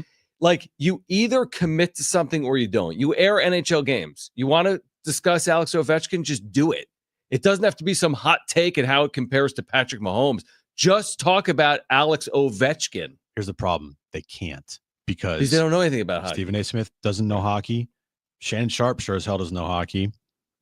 So when you bring on a hockey guy with two guys that know nothing about hockey, you need to have a topic set up for them to make them sound like they know what they're kind of talking about. Now you got PK Subban, who knows nothing about the NBA, talking to two guys who know nothing about hockey. Yeah, it's leading to that travesty of what we just heard back and forth for 90 seconds. Yeah, the hot take all the time sports talk show / talking head show. Somehow works. I mean, they've been doing it for longer than somehow I've been doing it. I know. Maybe they've made a lot more doing it than I'll ever make doing it. Yeah. You're seeing actually a lot of people though nowadays doing things that are like the opposite and really pushing back on. Yeah, if you guys like the hot take stuff, they go for it. But what we're gonna do is actually, what sports talk used to be. Who? There was a Jun-Hoo Lee, or I forget his name. He used to work at ESPN. He was fired from there. And okay. I'm blanking on his name. And he started a YouTube channel, and he's just like, I got fired, and I wasn't allowed to do anything for like a year. And now I'm going to do it the way I want. Now I'm going to do it, and I'm going to push back against all the hot takes. I respect it. I do, but I think the issue that you're running into in that regard is that nobody will. It's like an independent film. There might be people that don't like seeing Star Wars 17. Bad example. But, like maybe you want to see some more creative content, but like the way studios work is they're just feeding the masses. Maybe you don't want to be fed as if you're part of the masses. But that's just like, it's an engine. Like what Fox does, what ESPN does, it's hard to compete with that. Now, it's respectable when you try. I mean, you and I, as an example. Yeah. Right? I mean, we're, podcasters, YouTube streamers, content creators. You can try, and it's not like we're going to be, again, judged by, what's his name? Pat McAfee has 50,000 live viewers, and we don't. Therefore, Pat McAfee's better. You got to know going in. Yeah. You're not going to be able to have that type of impact, obviously, but you got to be comfortable with it. I hope we see more of it, Jim, because I think some of what we just heard there, those 90 seconds would go down, in my opinion, if we did something similar as some of the worst 90 seconds in the history of this show. Mm-hmm. If we had something like that back and forth for 2 minutes, that would go down as some of the worst stuff we've ever done for 2 minutes. Because it's awful on radio. It might play better on television just because you can see it happening. But you're right. That was some of the worst content I've ever heard, especially from a show like First Take. And First Take has had some awful content. Right. That was really bad. Like really bad. It was embarrassing. Yeah, it's just I don't know what it says about what they think people want to consume. Don't you feel like it insults our intelligence when they think that's what people want? Well, hey, what are we doing? We're talking about it, right? So joke's on us. Yeah, true. But but that's because you love all that stuff. We talk about all this. Well, no, I saw that and how we joke all the time Yeah, about. no, I'm fine with talking about it. Set up perfectly for our show and our shtick. Yeah, no, I guess no, it's not about us talking about it. I'm just saying that by basically going down one of two paths with every national show, with it being about the Cowboys or Patrick Mahomes or LeBron James, right? Like there's basically 2 or 3 paths that Aaron these shows can go Rodgers. down. It's like, I don't know, you're just putting people in boxes. Apparently it works to some extent. I just feel like, especially from a national perspective, there's so many more avenues to go down, but they seemingly go down the same path every single day. And I don't know. I guess people talk about it every single day. In sports media now, the ones that are the loudest get the most traction. Attention, yeah. You know, people that have insightful conversations and discussions about things, and they're not yelling all the time, and they're having like a literal discussion and conversation about things. Right. Isn't going to get the most views. But guess what gets the most views? Stephen A. Smith and Shannon Sharp, screaming their heads off and yelling at each other and making no sense, sounding like idiots. Even Stephen A. kind of backed down. He's like, well, I mean, he wasn't chiming in a lot. And then awful announcing, ironically, awful announcing, right, picks this up, puts that out there, and says ESPN really did it. They had a conversation about Alexander Ovechkin that went to LeBron James and his legacy. Incredible stuff. Amazing. Incredible stuff. The wrap coming up at 4 p.m. Dax McCarty, MLS season pass, his thoughts on the start for San Diego FC at 4:30 plus later this hour. Your chance to win a 4-pack of tickets to Sesame Place. Padres getting ready for game 2 against the A's in Sacramento. We'll have the latest for you on the other side right here on Jon and Jim.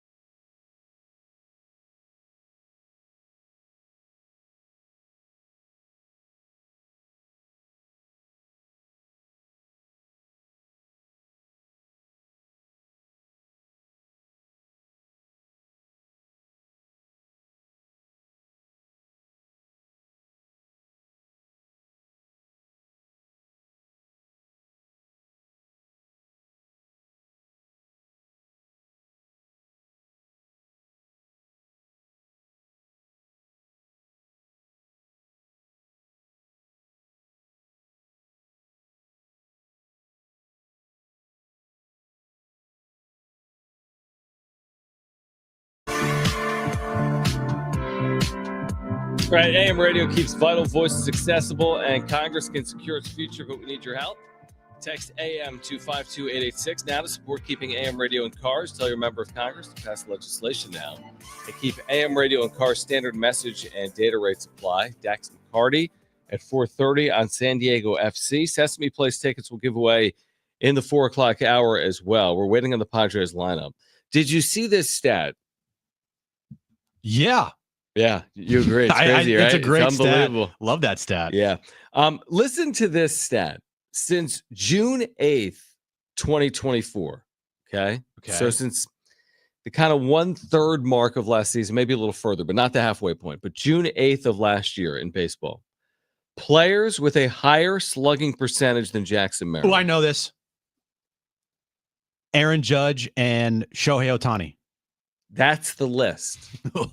Since June 8th of last year, that's about 4 months of the regular season, plus another 10 or so days. So you're looking at 4 months. You're looking at 4 months of time. So, 2/3 of a season.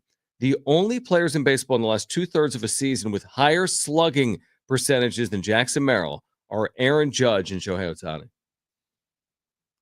That's pretty remarkable. Pretty remarkable. It's remarkable. It's amazing. It's very remarkable. Right. And those players combined to make over $1 billion. And Jackson Merrill is going to make. It's only about 10% of that. Yeah. A fraction of what those two players make. So, I wouldn't have necessarily thought that unless I saw that. Well, I mean, watching every single at-bat of Jackson Merrill's year with the Padres last year and seeing what he did in the second half since, what was the date? June 8th. June 8th. I mean, I think it's believable. I mean, Yeah, but would you have... Yeah, it's believable. It's believable. But I wouldn't have said better than Toddy. He might not have the plate appearances, or better than Harper, or better than, I don't know, Freeman. I'm just naming names. But he's been better than all of them. Yeah, he just doesn't have the stature or the build of a Shohei and Aaron Judge. Those guys are huge. Right. Have you ever seen Aaron Judge in person? Guy's a beast. I don't know if I've seen Aaron Judge in person. I remember seeing him at the winter meetings back in 2017, 18 or so, or I forget. And it was right when the Yankees, they signed Giancarlo Stanton. And both of those guys, I'm like, these are baseball players or football. I mean, they're huge human beings. Shohei Ohtani, he is a huge human being.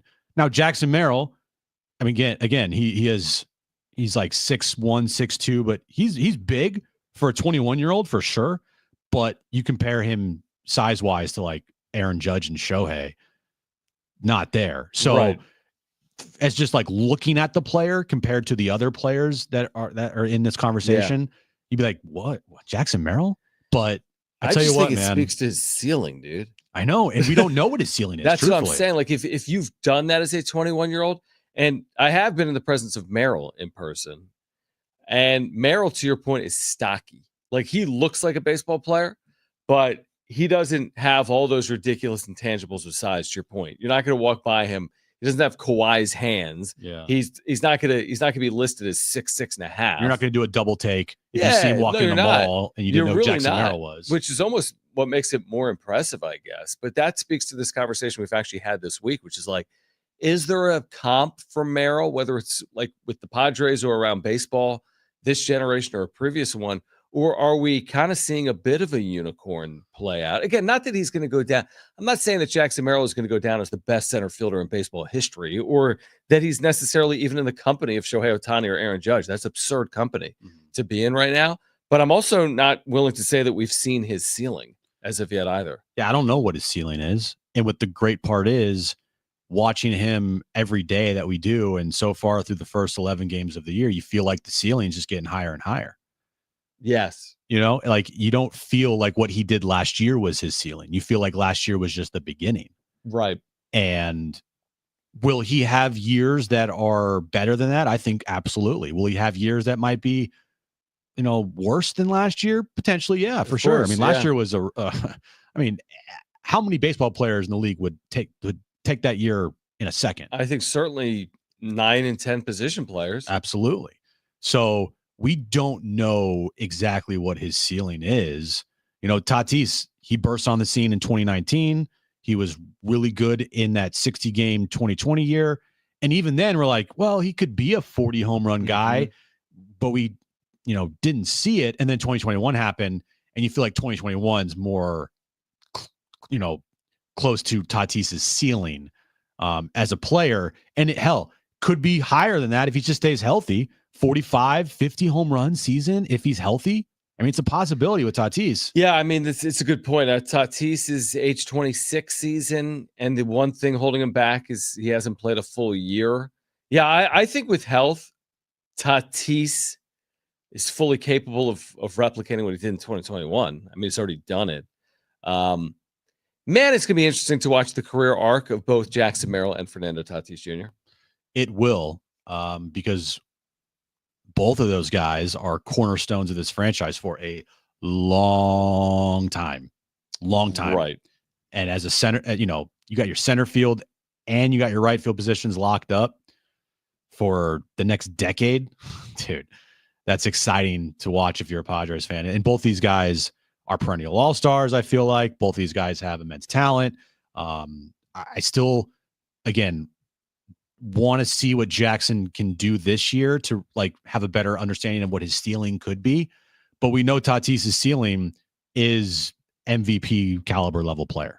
I mean, I think Jackson can get there, but we just don't know yet, but he has the talent for sure. But if at the end of the year, he ends up again with 26, 27 home runs, 90 RBI, he hits 290, don't get me wrong, take that in a second. Love that from Jackson Merrill. That's an all-star season, but it's not, the MVP type of ceiling that maybe we think he has right now. Right, because Judge and Ohtani obviously have been those players with that type of ceiling. I think Tatis has been that player in terms of that type of ceiling.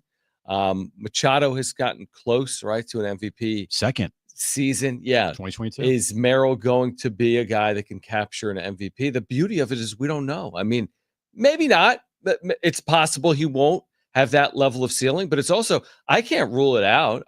Based on what I've seen so far, I can't rule out Merrill being an MVP caliber player at some point in his career. No, I can't rule it out either because it's just how important he is. I said the other day, if I had to do a comp maybe right now, and it might be far-fetched, but you made a strong comp. I said Bryce Harper. The attitude on the field from Bryce Harper is, I want to be up in the biggest moments. His intensity that he brings to the game on the field reminds me of Jackson Merrill. Mm-hmm. Now, I think Jackson off the field in the clubhouse isn't comparable to Bryce Harper. I think Bryce Harper will say a bunch of things that Jackson Merrill would never say, but just on the field, I mean, you look at Bryce Harper's career, he's only had 40 home runs one time in his career. He's only had 100 RBI 2 times in his career. Now, you look at his OPS, and I don't know if Jackson Merrill can have a 940 career OPS like Bryce Harper, but I mean, I wouldn't put it out of the realm of possibility with Jackson's swing, his attitude, his mentality to have a couple seasons like Bryce has. And guess what? Bryce is a multi-time MVP in this league. It's a fair point. Now, we won't see Jackson Merrill again today. He is out of the lineup for the Padres in this game, too. Here's the lineup against the left-handed starter. We can react on the other side. Tatis in right, Arise DH, Manny at third, Bogey cleans up, plays short. Yuli Gurriel hits fifth. The first baseman, Jake Cronenworth, is the second baseman, hitting sixth. Jose Iglesias is in left field, batting seventh. Brandon Lockridge is in center field for Merrill, hitting eighth, and Martin Maldonado is the catcher against this left-handed starter. And again, Dylan Cease on the mound for the Padres. So back-to-back days, Jackson Merrill out of the lineup. I think it's smart. And again, it's against a left-handed starter, which gives you maybe a reason. You don't need a reason to sit Jackson Merrill. He can play every single day.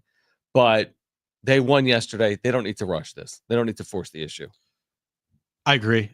Now, if we get to Friday night against the Rockies here at Petco Park and he's still not in the lineup, then I'm going to start to be concerned. Oh, absolutely. But as of right now, not overly concerned, maybe slightly, just because I love watching Jackson Merrill play. And anytime he's out of the lineup, that isn't a scheduled rest day, you do have a little bit of concern. Right. but he did finish the game on Sunday. It didn't seem like Schulte was overly concerned to the media yesterday. And again, with a lefty on the mound, you can make that decision and feel comfortable with it. And they have plenty to get the job done. It's not like it's a postseason game, It is the A's, though. It's the A's in Sacramento. They're a All juggernaut right. there. We'll react on the other side. Padres lineup against the left-handed starter is out. It does not include Jackson Merrill, plus the wrap is coming up, plus Dax McCarty, MLS season pass, will join us at 4:30, and we have Sesame Place tickets to give away in the 4 o'clock hour. Hour 3, Jon and Jim comes your way next.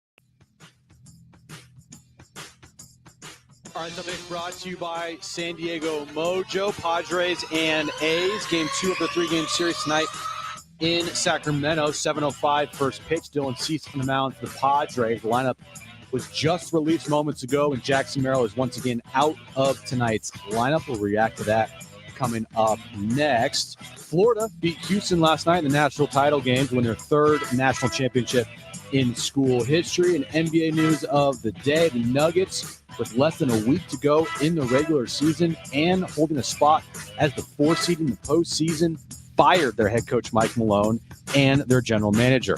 Get ready to serve up some excitement with Major League Volleyball. Your San Diego Mojo are here at VA House Arena, so you can get close to all the volleyball action. Get tickets starting at $15 at letsgomojo.com. That's letsgomojo.com. It's Jon and Jim to warm up that drive home. Yes, it's early, of course. Everyone recognizes that. But you look at this division, it's been awesome. And the Padres have been as good, if not better, than these other teams right now in the Giants and the Dodgers. There was a lot of doubts going into this year, myself included. But if they do stay relatively healthy, they have others performing, and they have the superstars playing like superstars, they've shown through the first 11 games they're the best team in baseball. Now, time for Jon and Jim. All right, San Diego and Southern California, what's going on? This is hour 3 of Jon and Jim. This hour, your chance to win those tickets to Sesame Place. Plus, Dax McCarty, longtime Major League Soccer player. He's with MLS Season Pass. He joined us previously. He'll join us coming up at 4:30. His thoughts on the fast start for SDFC. Now, we're reacting to this Padres lineup, but it's not just Jackson Merrill. Too Much Morton's, who's a great follow for Padres fans on social media, pointing out that Jose Iglesias, when I read through the lineup and mentioned the fact that Iglesias was in left, that sounded odd. He has never played left field professionally anywhere, major or minor leagues, and he will do it tonight in Sacramento, of all places, for the Padres. YOLO.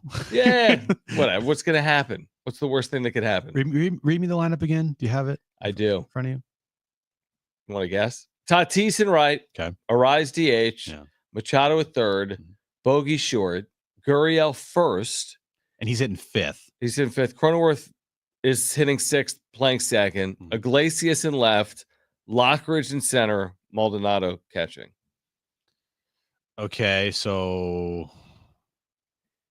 Okay. You're looking for production from Tatis and Arise and Machado at the top of that lineup. Yes, that just shows when Jackson is out of the lineup and they're facing a lefty and they want to get as many right-handed bats as possible, they're just screw it. You have a glove? All right, cool. Yeah, just what's the word? It'll roll around, just throw it back towards those guys by the dirt. Yeah, go take some pop flies, we'll get you ready. Just go play where left field, go play left field. Right. It's fine. It's one game. It's interesting. It is interesting. It's definitely interesting. I mean, he's not a spring chicken, so hopefully he's gone out there before with a glove and tried to figure it out. Yeah. Can you catch a fly ball? Yes. Cool. You're in the outfield today. Right. It's whatever, an experiment for a day in early April is probably a worthwhile experiment. Yeah. James in the chat makes a good point. This screams, how do I get this bat in the lineup? Now, it also does scream, hey, Jackson's out, so we need to have another bat in the lineup. And we have mostly lefties on our bench, and we don't want to use Maldonado or Diaz as a DH, because that's stupid. And Jason Hayward ain't going to play against the lefty, and Gavin Sheets ain't going to play against the lefty. So guess what? Jose Iglesias, grab your glove. You're in there, buddy. And I do think that this is basically an aberration, because Jackson Merrill was played every day last year and is expected to play every day this year. He's dealing with a hamstring. So, okay, he misses a couple of days. That's completely realistic. He's not on the IL, in my opinion, probably for a reason, because they think he's going to be back. So we'll see if he is back, whether it's tomorrow or Friday. But I wouldn't, if you were putting Iglesias in left every day, I'd be like, what's going on here against left-handed starters? But there's a reason this is happening, and it's because one of their best players is out in Jackson Merrill. Now, if Jackson Merrill was in there, then I would suspect Lockridge is in left, right? Yeah, definitely. Okay. Yep. It'd be more interesting if Jackson was in the lineup and they still put Iglesias in left. Yeah, that would be interesting. Then that screams to the fact of like, okay, we don't trust Lockridge anymore, and Hayward, he is running thin, and we have no other option. we got to go with our best right-handed bat off the bench, and that's Jose Iglesias, which, by the way, should be in the lineup more as far as against lefties this season goes. Right, but again, you have to have that position for him to play. Which they don't have. Exactly. So if he's blocked by a position, they say, screw it, create a new position for him. Where he's create a new position. He actually has never played in the outfield. So You're they're left like center today, huh? I mean, well, they kind of created a new position for him. He's never played anywhere in the outfield. Created a new position. They did. Well, left field's not really a new position. It is for him. For him, it is. Yeah. It's a new position. It's a brand new position. I remember the day we reacted to Fernando Tatis Jr. being in right. I was like, what is this? But it was also something that was being talked about because he played center field. I know, but remember, and again, they asked him to do it for an entire year, and then we watch it play out, and we're like, the truth is, if you're a major leaguer, the infield to outfield transition is a lot easier than the outfield to infield transition. 100%. If you've played infield, you're a good fielder. If you can catch the ball, you can go play the outfield. Right. Most infielders are pretty darn good fielders. Now, there are exceptions. There are some really awful defensive outfielders out there. Juan Soto is not good defensively. We're not going to put him at short. No, even though it was so weird how he played such good defense in left field in his final year here, and then he got moved to right back, with the Yankees and now with the Mets, and he's just awful defensively. But anyway, I thought he was always kind of he's just slow. He's just slow. He takes bad routes. He's slow. Yep. Doesn't have a great arm. Right. I thought he did fine. He was fine. It was fine. And that speaks to the point of what's going to happen. What's the worst thing that happens? I mean, Jackson Merrill played an amazing left field last year, and he's not particularly known to be a defensive guy. So what's going to happen with Iglesias? You know what I mean? He takes a bad route. Okay. But there's good outfielders that take bad routes. You know what's going to happen tonight, by the way, right? Very first pitch of the game in the bottom of the first inning. It's coming right for him, man. Fly ball to left. A liner. Just like a sinking liner right at his feet. 106 off the bat. Do I start back? Do I come in? Yeah.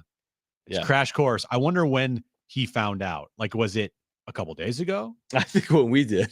Was it when the lineup got put up there? Right. Hey, Skip, I'm in left? Huh?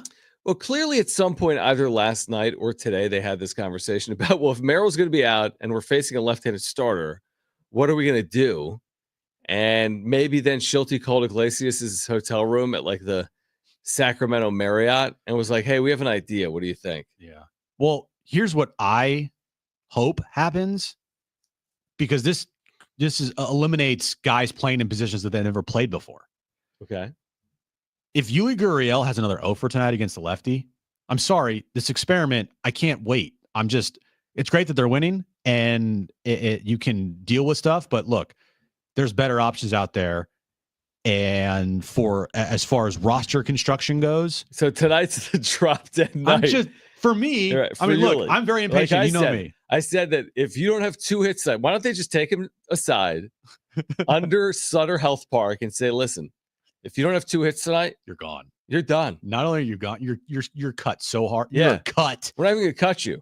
We're going to leave you in Sacramento. Right. We're going to break the union rules. But a better roster and a roster that makes more sense. Yuli Gurriel, bye-bye. You're gone. Ship to the moon. Oscar Gonzalez or Connor Joe, you're on this roster.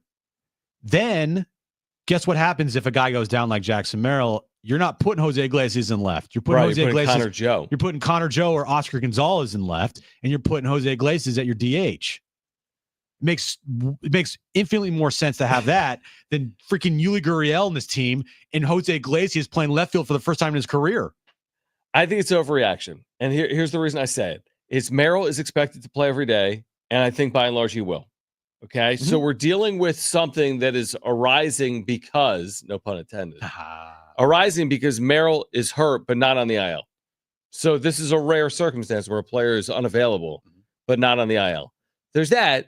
And then Yuli Gurriel, yes, this guy has been awful for 3 years, but he's give him another chance. 4 games. He sucks, but give him more chances. Hey, this would be like this. Arise would have been cut before this. But Arise is a 3-time batting champion the last 3 years. Yuli Gurriel is hitting like 150. You would have left Arise in the parking lot before. Hey, no, I wouldn't Slade have. Leaves at 2. I'm just saying that Yuli Gurriel, yes, that's fair that he hasn't performed as of yet, but he made the opening day roster. I don't think April 8th is the day that is his drop dead day. And as I've said, look, if this team continues to win, guess what? Yuli Gurriel is probably going to be on this team still. There'll be a day he's gone. Yes, if he there doesn't will hit. be. I don't know when it is. But shouldn't you just like not wait for that day? Instead, just like get out ahead of it? Dude, you tried to cut Trent Grisham 16 times in 3 years. Yes, They never did. and they deserve to cut him. They never did. Yes, and he should have been cut. Now it's different. He should have been DFA'd. Yeah, Yuli Gurriel is in his 40s. Grisham at the time was not. Yuli Gurriel should not have been on this team. But it doesn't. I don't know what to say. There's always going to be a player that's going to get angst on a 26-man roster. And I'm not starting the show today with my first thing is complaining about Yuli Gurriel. I wasn't doing that. I'm just looking at the roster and saying, those pieces don't make sense. How about you do this instead? And it's a very easy fix. I hope he has 4 hits. I hope tonight. so too. And if that happens, Brent, make sure to bring this conversation back at 410. I hope Yuli Gurriel hits for the cycle. He'd be the second cycle this year there because the Cubs had a cycle there earlier this year. I hope he hits for the cycle and steals 4 bases tonight. Yuli Gurriel at 41 years of age. Okay. I will tweet you all night long if he does. If there's an infield hit, I can say, where's the apology?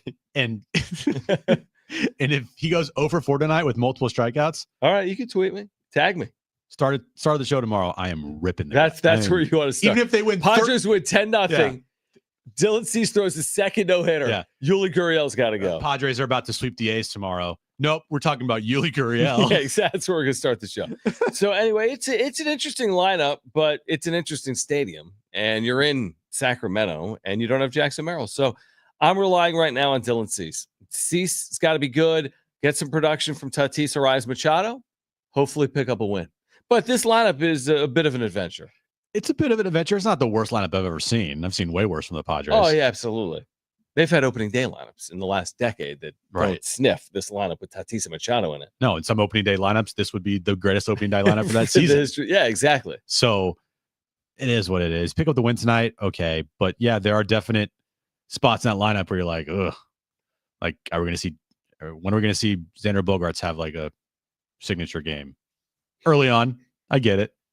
I'm trying, dude. I don't know. We're going to see Xander Bogaerts. I was critical yesterday. Trust me. I said it, and I was like, that was so stupid. It's game 13 or game 12 of the season. He's been fine. Signature game 12. All right, let's get I'm sorry. to... That's my bad. Here's what I want to do. I want to get to the wrap on the other side. Then Dax McCarty at 4:30. If you missed our conversation with Arron Torres, I want to bring that back for you at some point in the 5 o'clock hour. And we have Sesame Place tickets to give away. We're here until 6 p.m. The wrap next, Jon and Jim. San Diego Sports.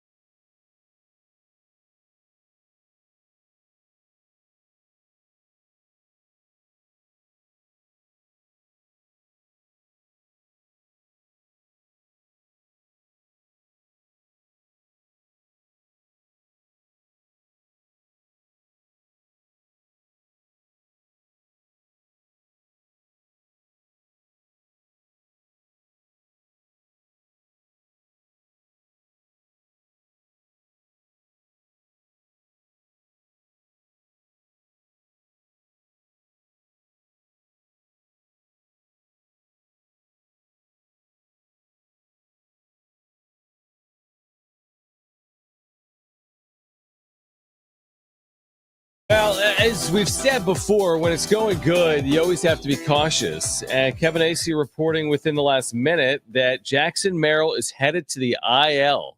Jackson Merrill, due to a hamstring injury, is headed to the 10-day IL. This is from Kevin. He appears to be walking fine, but his recovery is not progressing as quickly as hoped. Padres choosing caution for long season. We've heard this with Darvish, choosing caution for long season. But the 9-2 Padres, fresh off this 9-year extension, $135 million deal, everything going swimmingly.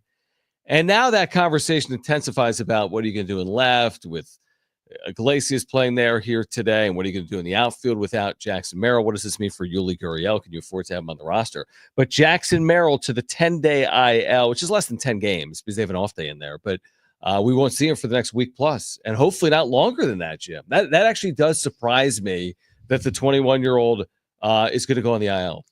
Yeah, the one thing is hamstrings are always tricky, man. Very tricky, like obliques. Have you ever pulled your hammy before? I've never done anything physical.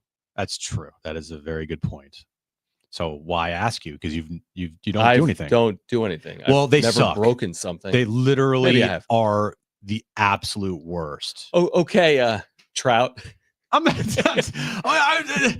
telling you. I'm just kidding. I know. I'm not a professional athlete. Well, wait, we're talking about, hammies are one of those situations that can present themselves weeks after an injury, months after an injury, right? Maybe a year after an injury.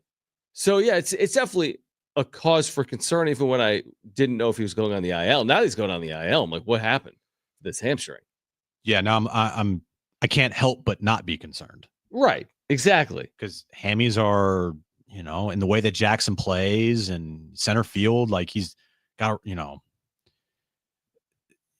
is concerning. It's not like DEFCON 1, but it is concerning, tweak a hammy on Sunday.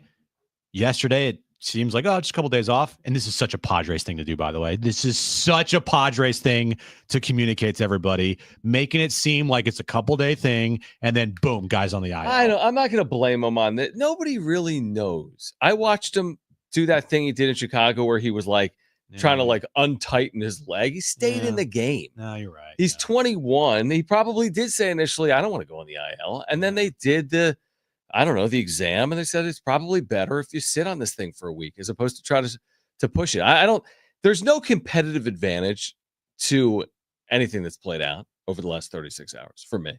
It's just Jackson Merrill. It's just such a bummer because this kid, was on cloud 9 with the extension. He's playing amazing, leads the team in every offensive category through the first 10 games of the year, and then halt. Yeah, it definitely is an impact. Yeah, because he played more than 150 games last year. So now he's going to miss at least 9 games, something like that. It'll be hard maybe to play 150 games this year. And also, does he not skip a beat when he returns after sitting for, a week or potentially more than that? So it is a bummer. I think it can be overcome. I look at what they have here. A's Rockies coming up. Who's after the Rockies at home? The Chicago Cubs.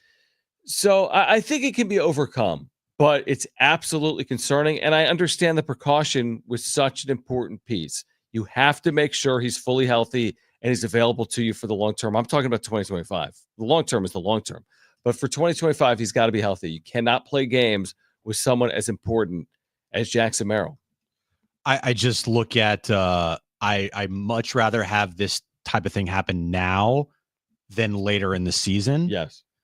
And you hope that these next 10 days, I know it's going to be retroactive probably since to yesterday. Correct. So the next 9 days, including, he gets better, and this is just a precautionary thing, and he's back. Now, if it goes longer than the 10-day IL, then we might have a little bit of issue here, John. Oh, 100%. And it is a concern that he goes on. That tells me it's much more than just something that's nagging or mild. Correct. Because if it was fully mild, and there's probably different grades to these hamstring injuries, like the 1, 2, 3 thing, this must not be the most mild of the injuries. Because if it's the most mild of the injuries, I don't know if this would be their course of action.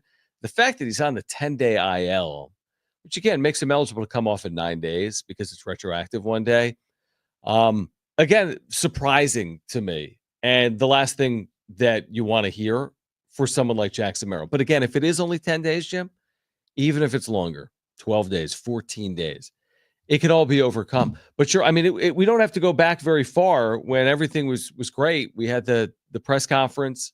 We had the 9-year extension. He got off to this great start.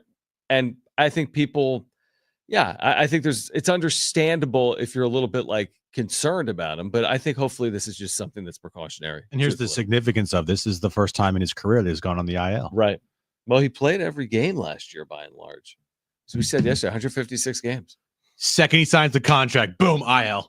Dude, it's so Right? Again, I don't want to blow this out of proportion here, but hey, hammies can be interesting, and that's not a good interesting. Like, it could be a nagging thing. We freaked out yesterday. Like, why is this guy not in the lineup? Because he doesn't take days off. Exactly. So you knew there was something there, and now it's going to be 10 days, if not more than 10 days. So we'll monitor it. And again, what it means for the Padres roster, like what's your move you're making here if you're AJ Preller? That's going to be interesting. Right now, I'm presuming they're playing a man down if Iglesias is in left and Lockridge is in center and whatever their lineup is today with Yuli Gurriel in there. You would think, hey, Oscar Gonzalez or Connor Joe, yep, come on up. Now, they could also look at Tirso as a left-handed bat, but there will be a move. I would suspect it's one of those three guys. If it's not one of those three guys, I'd be surprised.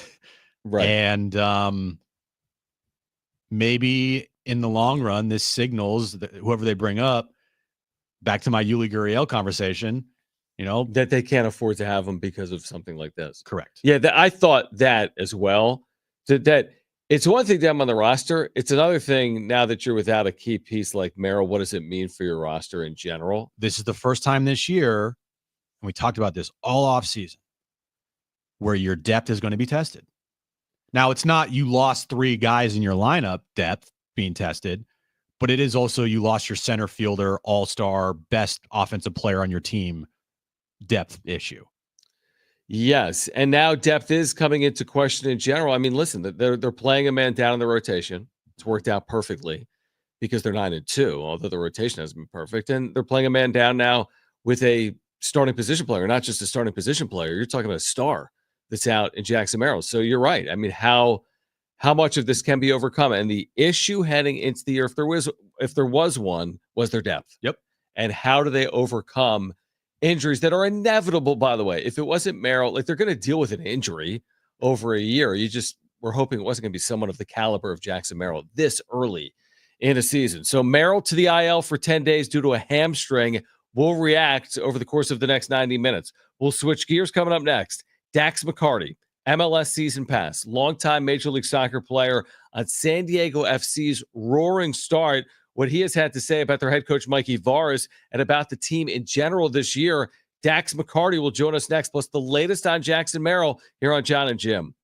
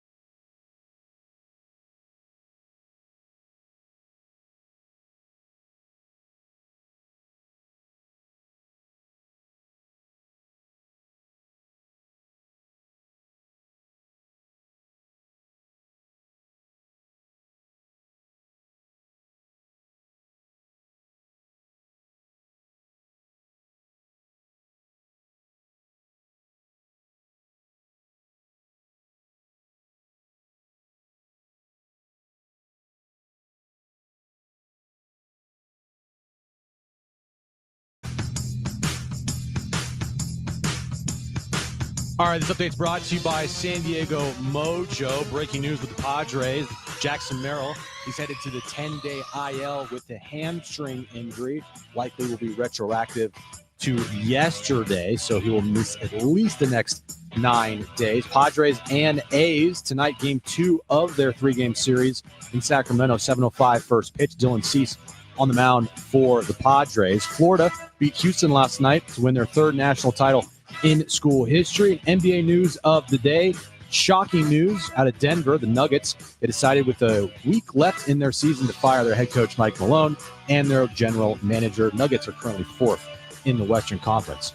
Get ready to serve up excitement with Major League Volleyball. Your San Diego Mojo are here at Viejas Arena, so you can get close to all the volleyball action.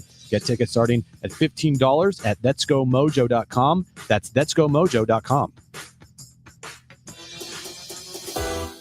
By the way, we'll bring in Dax McCarty, MLS.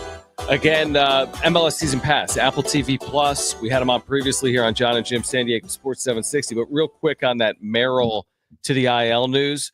Kevin AC now reporting Oscar Gonzalez is expected to replace his spot on the 26-man roster. So the outfielder Oscar Gonzalez expected to fill the role that Jackson Merrill had or take that spot on the active roster. We'll get back to it. Of course, we're here until 6 p.m. Great to have Dax back with us. Dax McCarty, again, long time in Major League Soccer, as we detailed last time, back with us right now on Jon and Jim. So you said this past weekend, Dax, we appreciate you joining us, that you believe right now San Diego is the best team in the West. So for our listeners that may have missed it, what do you make of this start? 7 matches in, 14 points overall, and thanks again for joining us.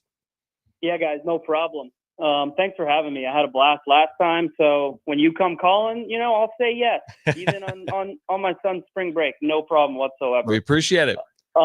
Listen, I have been so impressed, even more so than I was earlier this season, about what Mikey Veras and this team are doing at the moment. Look at 3 of their last 4 games. Let's go down memory lane really quick. 2 wins, a draw, and a loss. The loss in Austin could have very easily been a draw, considering the chances that they had at the end of the game there. And look, I was a little skeptical about Mikey Veras and what he did in that game in terms of they played such a high back line that Austin, they got in behind their back line numerous times and probably could have scored 2 or 3 goals. But the adjustments that Mikey Veras has made with this team and how they press and how he protects that back line, the last 2 results, they've beaten 2 of, in my opinion, the 5 best teams in Major League Soccer and the 2 favorites in the West in the Seattle Sounders and LAFC. And they played the Columbus Crew, who I consider one of the best teams in the league with the best coach in the league, to a draw, and that should have been a win. So I just have been so impressed with the San Diego team. They've done a lot of this without Chucky Lozano, their designated player.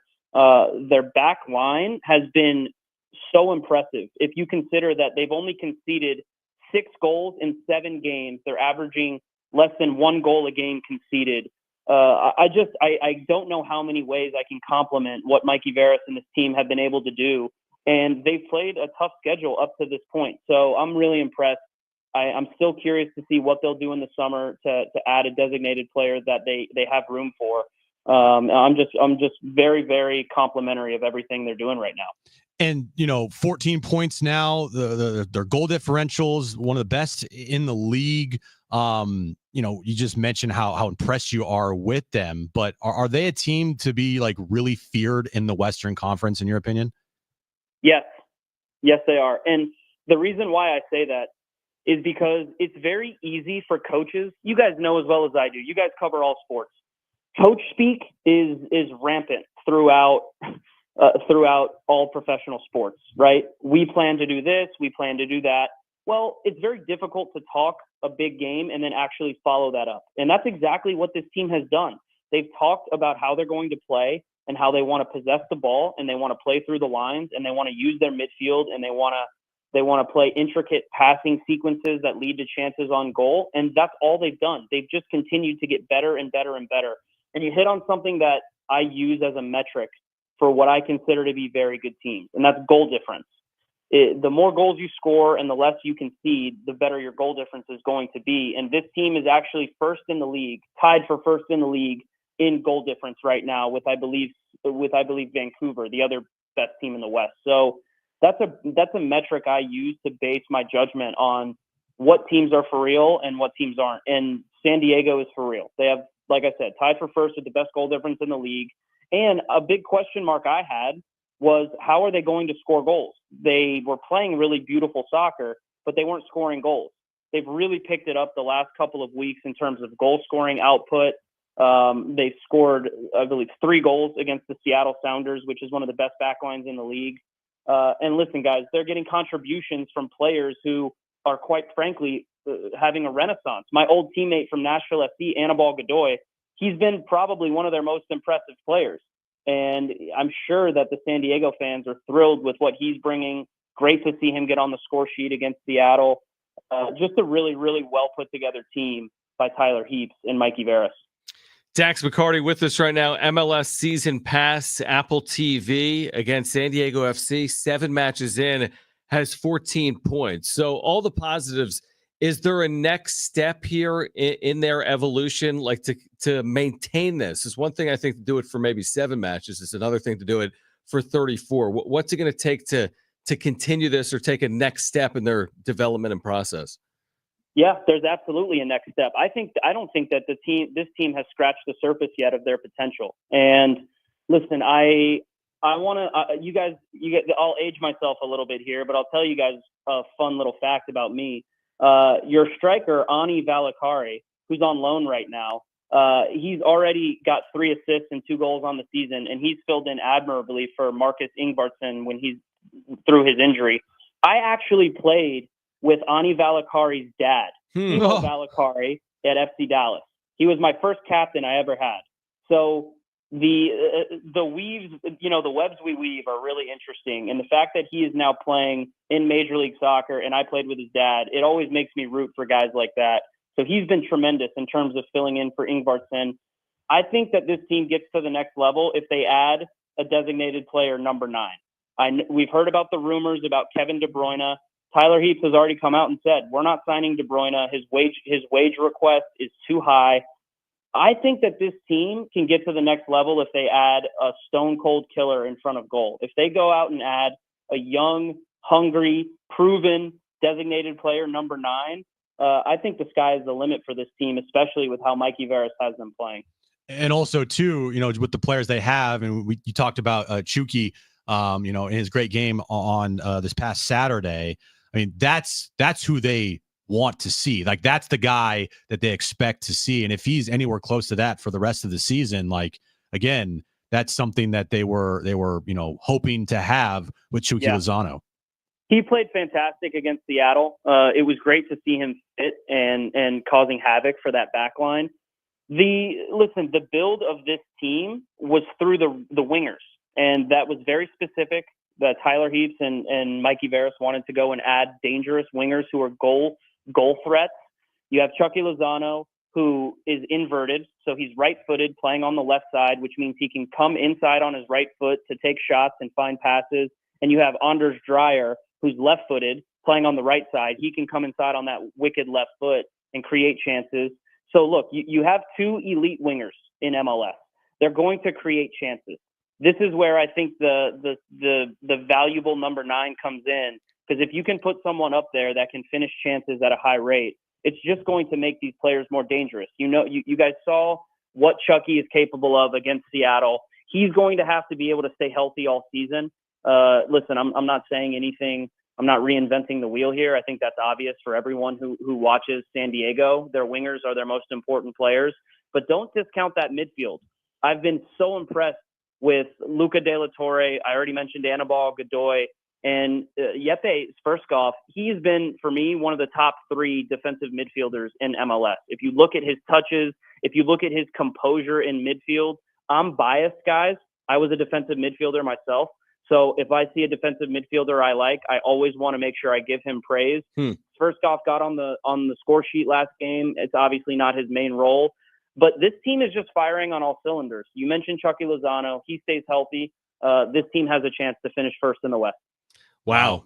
Dax McCarty, MLS season pass. You would know a thing or two spending as much time as you did in Major League Soccer. What do you make of this home field advantage? They're unbeaten at Snapdragon. It started with a couple of ties, but now they've scored 3 first-half goals in back-to-back matches at home.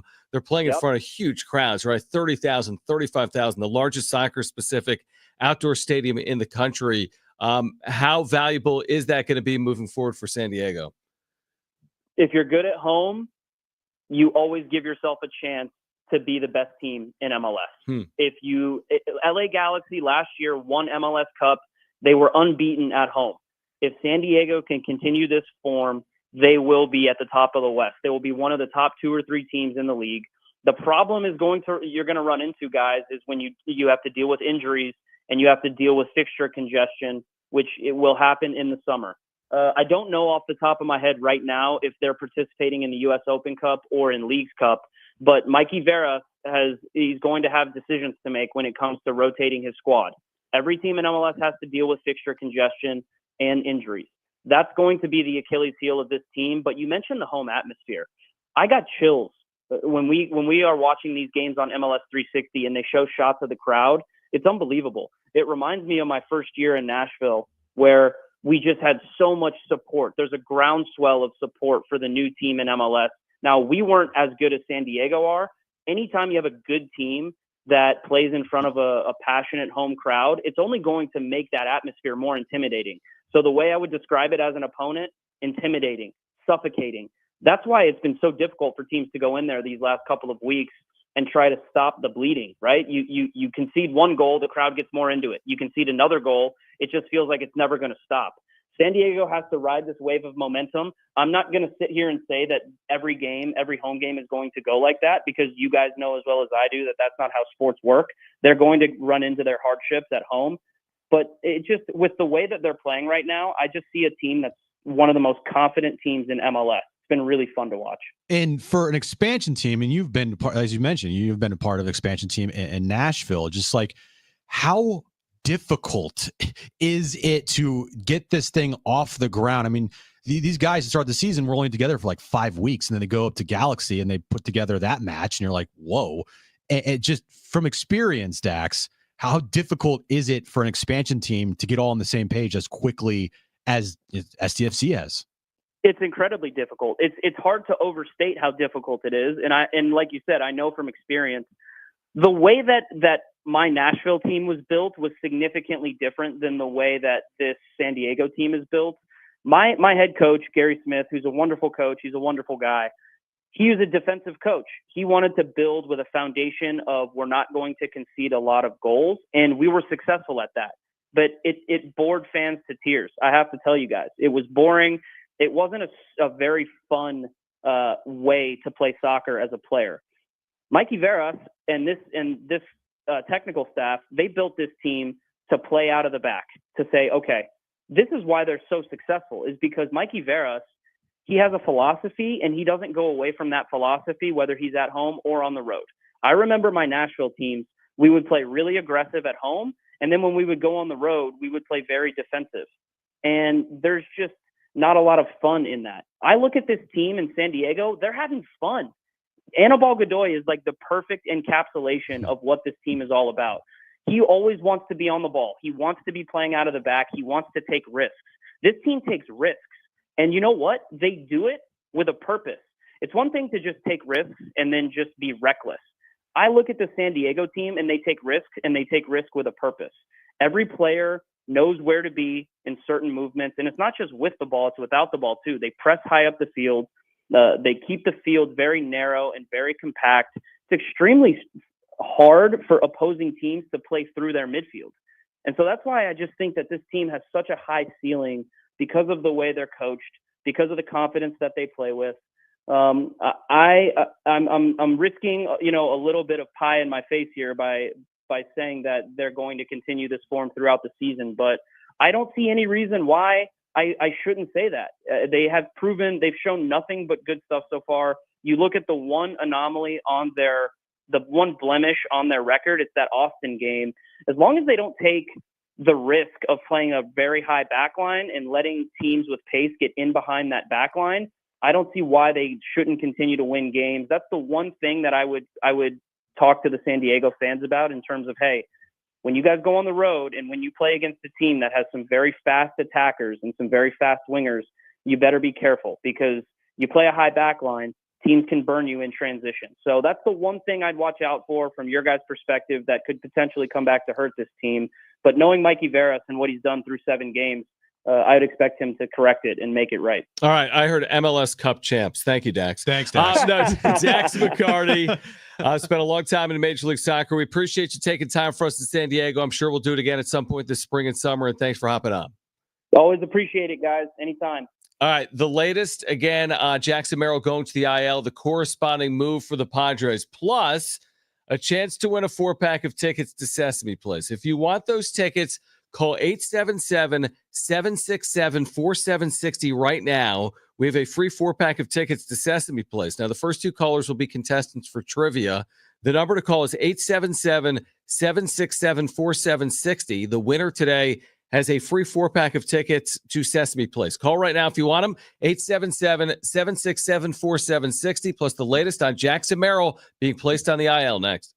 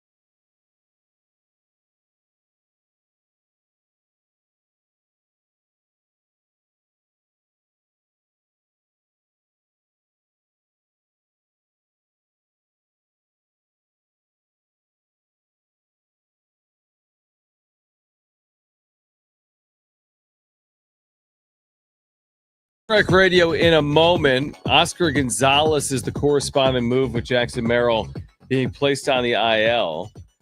We touched on the acquisition of Gonzalez this offseason. He's 27. He's had a good start in AAA. He will start against left-handed pitching, by the way. He's hit 3 home runs in El Paso for whatever that's worth. He's got a 1,000 OPS early on for the Chihuahuas. So the 27-year-old Oscar Gonzalez, for the time being, hopefully not forever, with Jackson Merrill on the IL. But Oscar Gonzalez coming up. Merrill retroactive to yesterday on the IL, 10-day IL with a hamstring strain. Yeah, it makes sense. It was either Gonzalez, Tirso, or Connor Joe. Mm-hmm.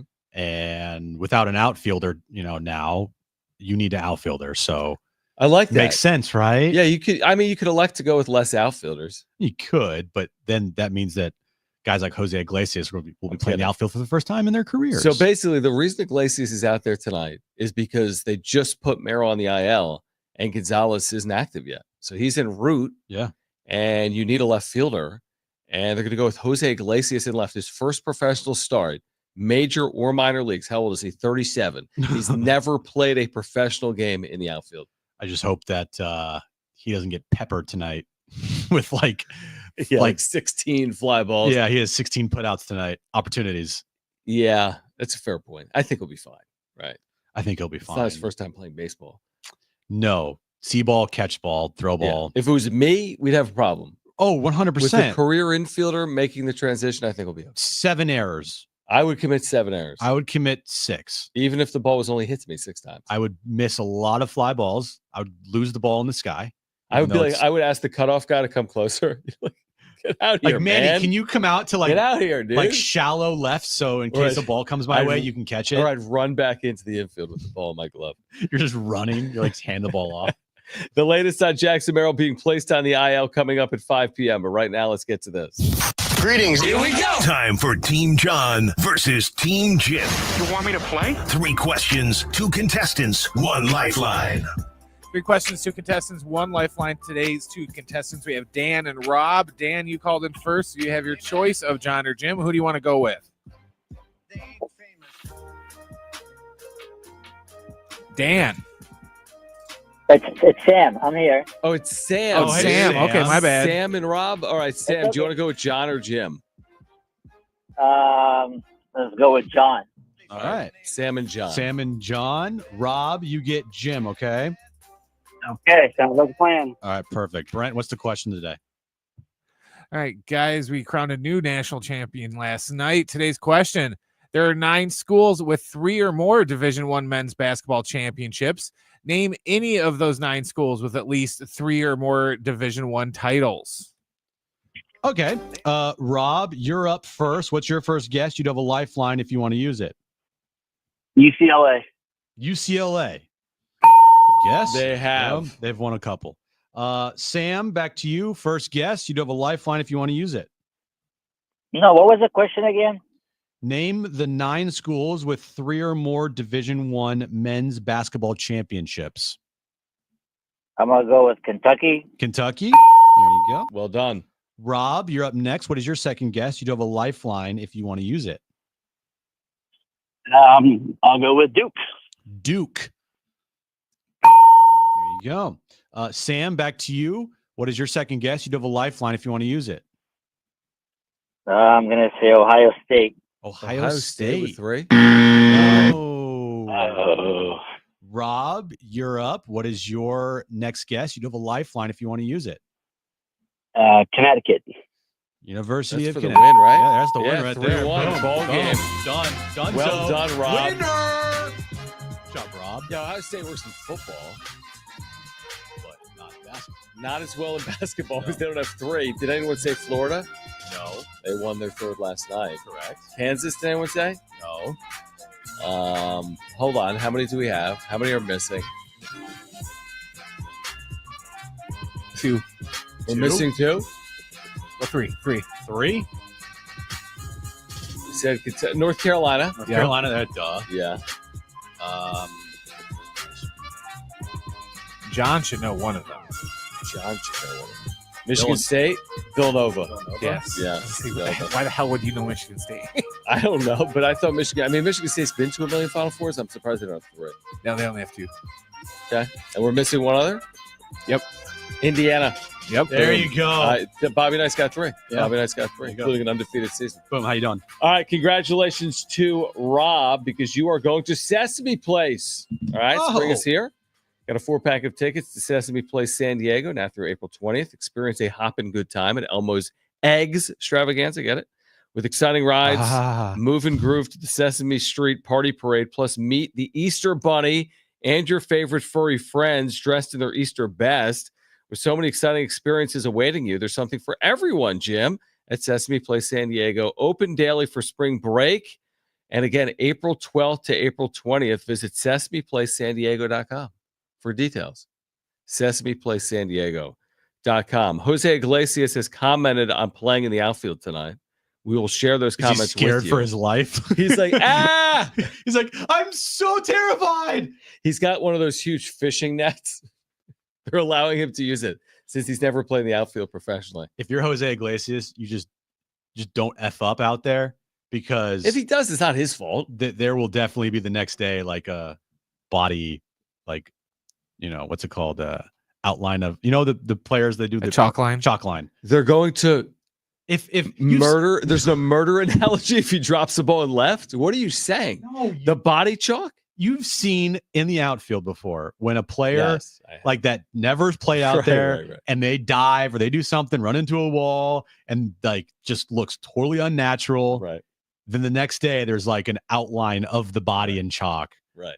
Because of course it's what you do when you joke around with your teammates. Yeah, exactly. Not actually like murder. Killing him. Man had an error out there. Had to go. They ain't playing around this year. We took it into our hands. Murdered him.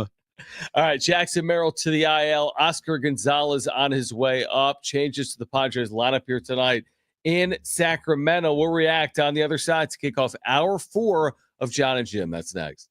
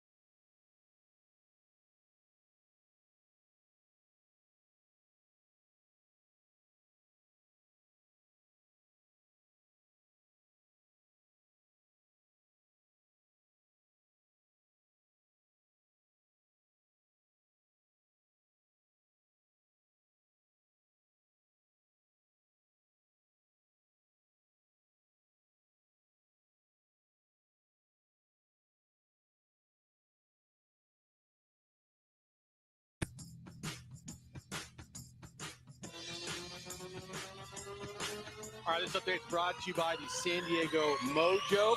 Big news for the Padres today. Jackson Merrill being placed on the 10-day IL with a hamstring injury. Oscar Gonzalez has been called up for the Padres. Moving on to last night's national championship game. Florida beat Houston to win their third national title in school history. And big news out of the NBA today. Denver Nuggets, sitting at the 4th seed in the Western Conference, decided to just fire their head coach, Mike Malone, and fire their general manager. Get ready to serve up big excitement with Major League Volleyball. Your San Diego Mojo are here at Gayhouse Arena, so you can get close to all the volleyball action. Get tickets starting at $15 at letsgomojo.com. That's letsgomojo.com. Yeah, it's a great.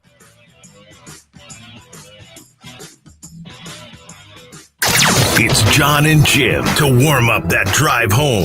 Yes, it's early, of course. Everyone recognizes that. But you look at this division, it's been awesome. And the Padres have been as good, if not better, than these other teams right now in the Giants and the Dodgers. There was a lot of doubts going into this year, myself included. But if they do stay relatively healthy, they have others performing, and they have the superstars playing like superstars, they've shown through the first 11 games they're the best team in baseball. Now, time for Jon and Jim. All right, San Diego and Southern California, what's going on? This is the final hour of Jon and Jim. We're reacting to what Jim just told you. Jackson Merrill to the IL. Oscar Gonzalez recalled from AAA. Jose Iglesias has spoken with the media about him playing left field, about Iglesias playing in left field tonight. Again, with Merrill out, they have Brandon Lockridge in center, and they've put Jose Iglesias in left. What are you laughing at? I'm laughing because I'm thinking of things that he might have said. Like, I hope that he told Kevin, look, just going to say a prayer, go out there and hope for the best. No, this is very profound.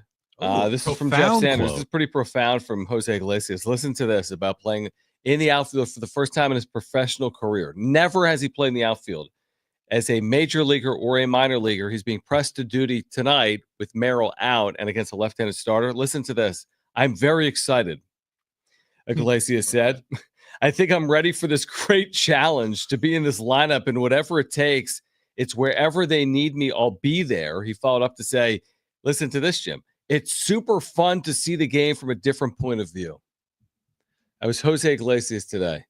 He's excited, and it's going to be super fun to see the game from a different point of view. Okay. I'm not worried. I'm not like it's worried. One game. Yeah. He's not going to be there tomorrow because of Oscar Gonzalez. Right. I'm fine. It's fine. And by the way, when the lefty's on the mound, Oscar Gonzalez will be there, and when the righty's on the mound, you're going to have Jason Hayward out there. Right. So there's that. And again, the more pressing story is Jackson Merrill. If we could briefly mention this, though, the Nationals and Dodgers are playing tonight. I know it's April, whatever, but I'm looking at the standings because the Padres have the best record in baseball. So April, why not? Yeah. Well, it's all Nats tonight in DC 8-1, but that's not really the story. The story is James Wood, the former Padre prospect and farmhand, part of that Juan Soto deal, has finally fully emerged. He has homered in 3 consecutive at-bats going back to yesterday. He's homered twice today. He has 5 RBIs. He's hit 4 home runs now on the year. All of a sudden, his OPS is pushing 1,000. Again, it's early. But all Nationals right now against the Dodgers in D.C. James Wood, heard that name a lot around Juan Soto discussions a few years ago. He's homered in 3 straight ABs. I have a question for you. Yeah. Is that good? Yeah, it's pretty good. It's pretty good. Again, not overly relevant to this conversation about Jackson Merrill, but relevant because the Dodgers are losing tonight in D.C. Jokingly, Okay. I put out there, Nationals won the Soto trade. But did you just put that out there? Yeah, I put that. I mean, it's revisionist history again. And going back, we've said before multiple times on the show, 10 out of 10 times we would still make that trade. Like, I would still make that trade for Juan Soto and give up James Wood and Mackenzie Gore and CJ Abrams. Like, I would still do that because it's a trickle down effect. And I think we're not here today with this Padres roster if they don't trade for Juan Soto. I spent 6 months saying the team that trades for Juan Soto wins the trade. Just kidding. JK. I mean, again, you take that shot. It's like you miss, 1,000% of the shots you don't take. Yeah. So they took a shot, and it worked out to some extent. But it might work out for the Nationals better. We'll see. Where does James Wood play on the DH? He's just a DH. Yeah, now. I don't know. He's got to play in the field, right? To some extent, he can't just be a DH as a 23-year-old. Maybe he is just going to be a DH forever. I don't know. Did he come up as an outfielder, or was it a first baseman? I thought he came up as a right fielder. Yeah, his career fielding numbers are in left. Okay, left. Imagine the outfield of James Wood, Jackson Merrill, and Fernando Tatis. They could use him in left tonight. They could have used him. James can we Wood do left can two we, home runs? Can we go back in time real quick and bring James Wood back here? Please. What do you got, Brent? Did you guys see the Nationals tweet at yes. MLB last night? Yes.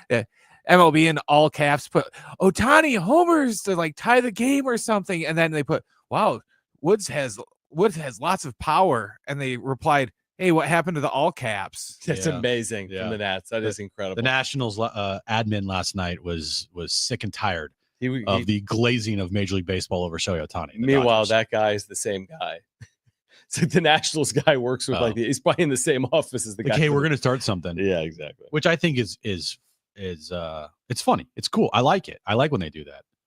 Jackson Merrill. Forget about James Wood. I know, right? Forget about Jose Iglesias. Let's not bury the lead. Jackson Merrill is on the IL. Jackson Merrill, within the last hour, has been placed on the 10-day IL due to a hamstring. He got off to this phenomenal start, just signed the 9-year deal, $135 million. Hopefully it's fully precautionary, but we're not going to see him for this upcoming homestand, for example, and the remainder of this A series. Yeah. How concerned are you? I'm at least somewhat concerned. 1 a to lot 10. more concerned today than I was yesterday. 1 to 10, 10 being DEFCON 1. This is the worst thing ever. 1 being not concerned at all. Where are you at? Just a 4. Okay. But higher than a 1 because they put him on the IL. That really surprised me. I didn't expect it. And of course, nowhere near a 10 because I'm going to assume that a 21-year-old dealing with a hamstring is something that can absolutely be dealt with in a week or two. I'll go with that running assumption, but it should absolutely be a concern because what if when he does return, it takes him a little bit to ramp up to the player that we were seeing to start the year, or the player we saw last year? He's never been on the IL before in his career. So I'm concerned. I'm not overly concerned. I'm not overly worried. But if I'm being honest, I have a level of concern that he's on the IL right now. Yes. I'm at a 4 as well. You're at a 4. I'm a 4. I'm a 4. Okay.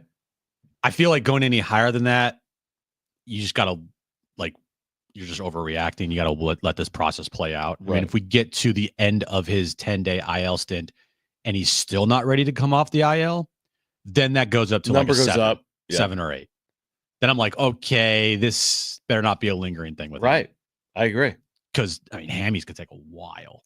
That's the thing. And it's just brutal timing because the dude was playing such good baseball to start the season that, and I trust Jackson Merrill. I don't think he's like his bat's going to all of a sudden go cold when he returns. No. But you know, when you're on a heater, like when you're playing well, you don't want to miss any time. Right. I mean, Jackson Merrill's probably sitting in his hotel room just like punching his hamstring. Like, why did you do this to me? Was there a moment? Was it what we saw on video in Chicago in the 8th inning where he was stretching out his legs? Was it before that? Do we blame the cold weather in Chicago? The Sure. thing with the hamstring with him, and like, again, Manny knows how to do this. He's never going to like sprint down the first base line. Right.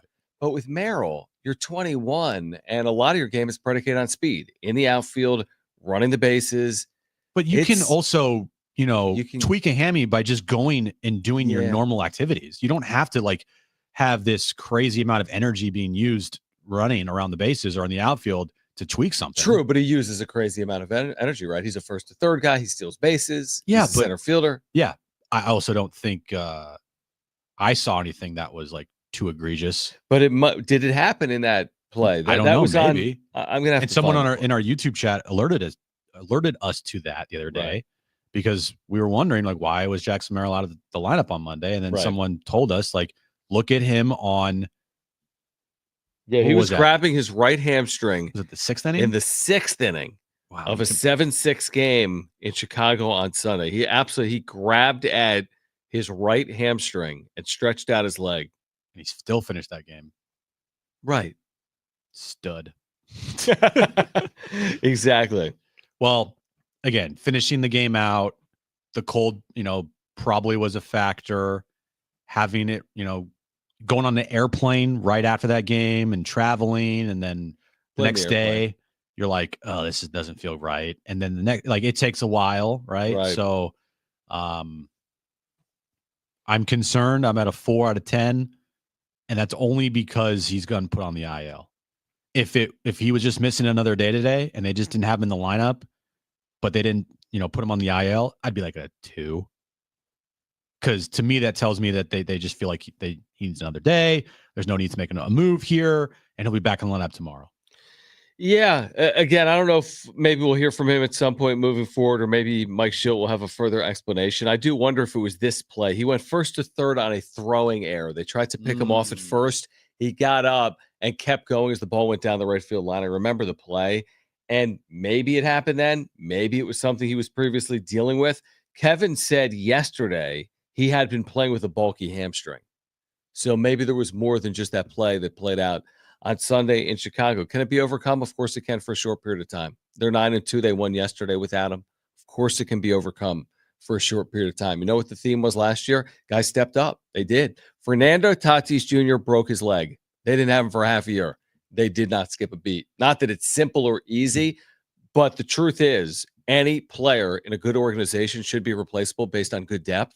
So now it's on the organization, it's on Schilt, it's on Oscar Gonzalez, it's on this team to pick up in the absence of Jackson Merrill. And one thing about Schilt is, to the first part of the season, he's really expressed how much he loves the depth of this team. Loves it. Loves it. This is like his favorite thing ever. Depth. I'm trying to watch the playback. Oh, great. Is that good radio? It's very good radio, John. You should watch the play when we do the show. Yeah. I'm just curious. We can watch it during the break. No.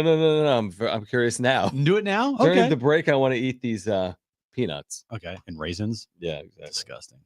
What the hell was I saying? You don't like saying? raisins? No, they're awful. Brent can back me up on this.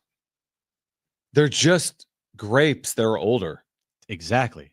Gross. You like raisins? I love raisins. Of course you do. You like raisins. You like dried, I love everything. Apricots. I You love like fruit. dried bananas. What were you saying? What's up with you and like these dry foods that you like? What else do I like that's dry? I just named off 2 other things. Fruit? Dried I love fruit. dried fruit. Why do you like dried fruit opposed to like fruit? Just regular fruit? I like fruit too. Do you like steak, Jim? I like steak. Do you but I like beef jerky? Yeah, exactly. Defense rest. I hate you because you're right. He's got you on that one. You got me good. You It's got the me same on that thing. one. Like, yeah. You Do got I like apples? Yeah. Do I like dried apples? Yeah. I don't know about that one. I know, but exactly. Who to likes each their dried own. apples? This guy does. Of course you do. Get me a food dehydrator endorsement. Hey there at Dehydrate my iHeartRadio.com. food for me. Email hey there at iHeartRadio.com.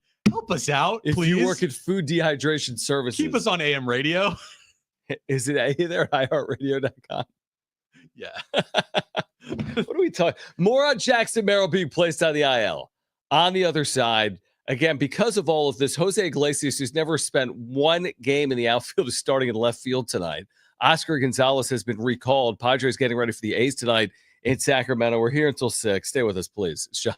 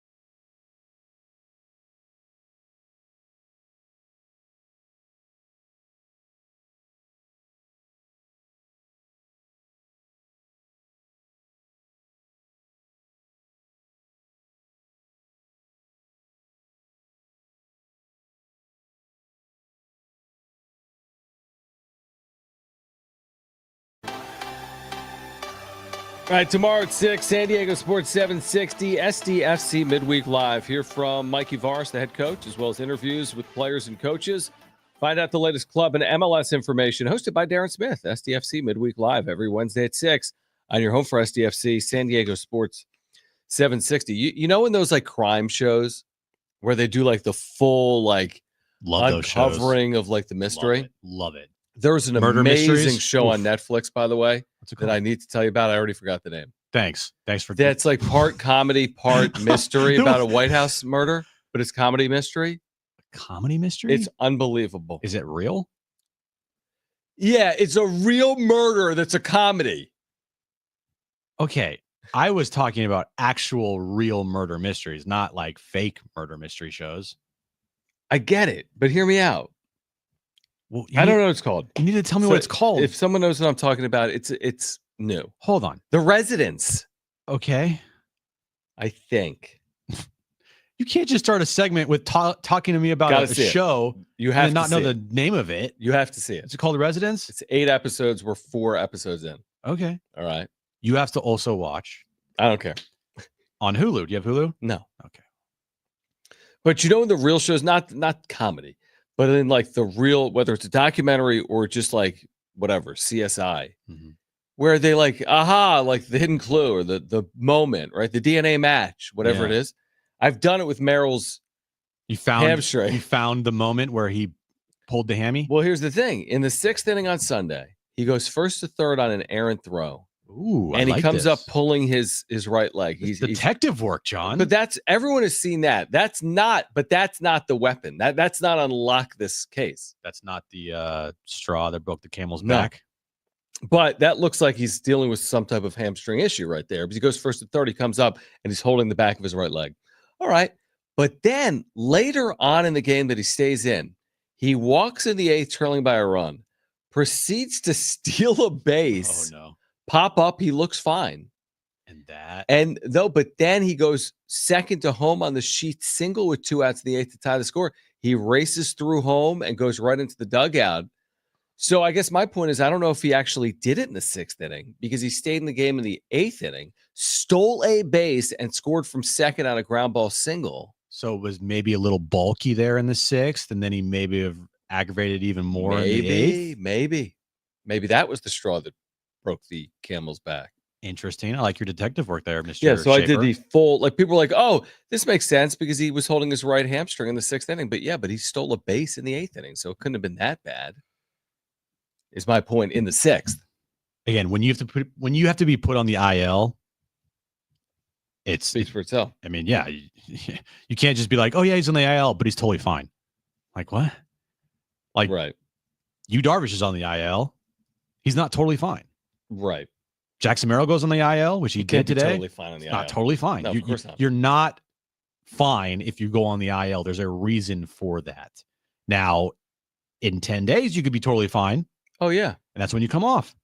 And if he's not off in 10 days or 9 days now, then the concern level goes up a little bit. And it just sucks because he was off to such a hot start this year. And to then just like have that be halted right away. That's a bummer. And I know Jackson Merrill and his attitude, and he is pissed. And the part for me, because I love looking at the end of the year, and like Manny always says, what's the back of your baseball card say? You know, he hits 30 home runs, he drives at 100. From a Merrill perspective, where I'm thinking, wow, he hit 24 home runs last year. He could far exceed that maybe in his 2nd year, which is an impressive accomplishment. And he still could, even missing 9 games, for example. He could still play, 150 plus games. But it does start to get in the way of that possibility, maybe. Like it becomes more of a deterrent to get to 30 homers, to get to 100 RBIs when you start missing more than, let's say, 10 games. And maybe it's not. Maybe it'll only be those 8 or 9 games, and he won't skip a beat. But it might be hard to have that season we were all hoping for him to have if he misses anything more than 10 days. And you'd have to miss more than 10 games for this to be an issue for him. But in his contract, he put in there 500 plate appearances. He has escalators there. I don't think that's going to be an issue still. Does the extension apply to 2025? It's a good question. I don't know. I don't know if it does either. And if it doesn't, who cares? Who cares? Right. Whatever. But yeah, he's a guy that when you look at the back of his baseball card, you want to see 156 games, 152, 154, 150, 106. Like you want to see the back of his baseball card look like Manny's back of the baseball card, where while some maybe years the production might dip, every year he's posting and playing every single day. It does not include 2025, his Okay. extension. It begins in 2026 and runs 9 seasons. Okay. So he's like, yeah, forget it. See you in 2026. I don't need those 500 plate appearances. No, you're 100% right. He could still get to 150. If this is truly a 10-day stint and he misses something like 9 games, I think that would be right. Maybe it's 8. But if he misses 9 games, maybe he can still get to 150. That would be impressive. Very impressive. I mean, if he misses 9 and, that's 153, you'd basically have to play every single day all year. Is that realistic? I don't know. I mean, did you have on your bingo card? I know this is so early. I don't even know why I'm saying this. Bingo card of Tatis playing more games than Merrill this year? No. Of course not. Of course not. It's the number one factor for all teams, but more so for this team if depth is going to be a question. Right? 100%. With Los Angeles, for example, they have depth that allows them to overcome injuries. It's almost part of the plan for the Dodgers. Like, hey, we'll IL this starting pitcher for 2 weeks because we don't need him to make 30 starts.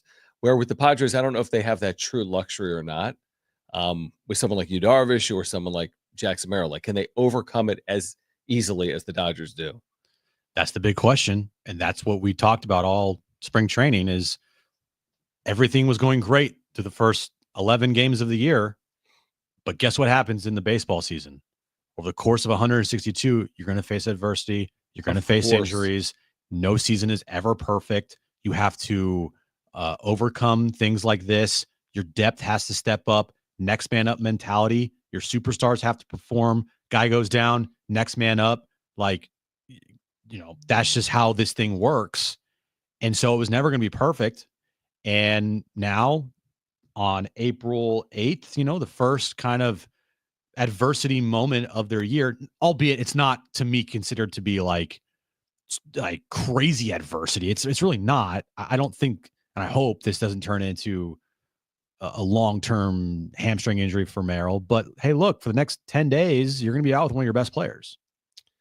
Yeah, if it's anything more than that, to your point, all of a sudden you really start getting concerned. If it's just 10 days, it absolutely can be overcome, and hopefully Merrill will be fine on the other side of it. We continue to react to the news. Jackson Merrill's been placed on the IL. Also, we're getting you ready for Game 2 of the series up in Sacramento between the Padres and the A's here until 6 p.m. Don't go anywhere. Jon and Jim. Look, there's feelings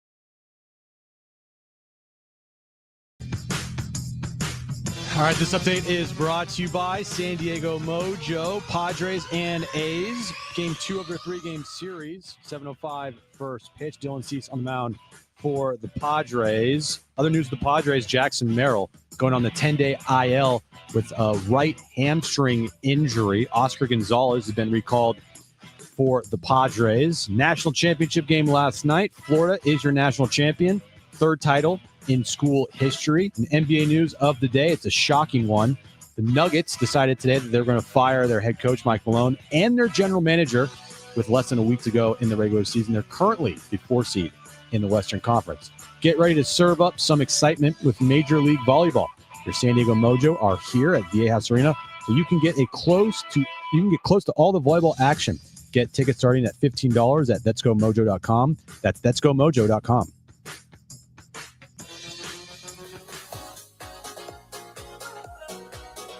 All right, Jon and Jim, San Diego Sports 760. Jim's Backpage is ahead. If you missed our conversation today with Arron Torres, Fox Sports Radio, on the Final Four National Championship game and next year for San Diego State, or Dax McCarty. Oh, my gosh. I did that on purpose. You intentionally sneezed during the show? No, I intentionally loud sneezed during the show. So nobody could hear me? Yes. It's a good strategy. Makes a lot of sense. So Jim put out this tweet. That's why I did that. Jim put out the tweet that the Nationals won the trade, trying to be all funny. And he's obviously getting ripped. I'm not getting ripped. I just know that somebody ripped you in here. Probably. It is what it is. Right? And then I quote tweeted it and said, the Padres have the best record in baseball. Pipe down. Who cares? That's the whole point of a trade, is that, and it's been, when did they make this trade? The summer of 22? No, not last 3 years ago. Yeah, like it's been a while. I was thinking of the Soto trade to the Yankees. And they've wanted a good clip, 2022, 2024, hopefully 2025. Got to live with it, right? Dude, it is what it is. I don't even care. I just put it out there to troll, to be honest with you. I know you did. 100%. That was a 100%. I'm going to be the biggest troll right now tweet.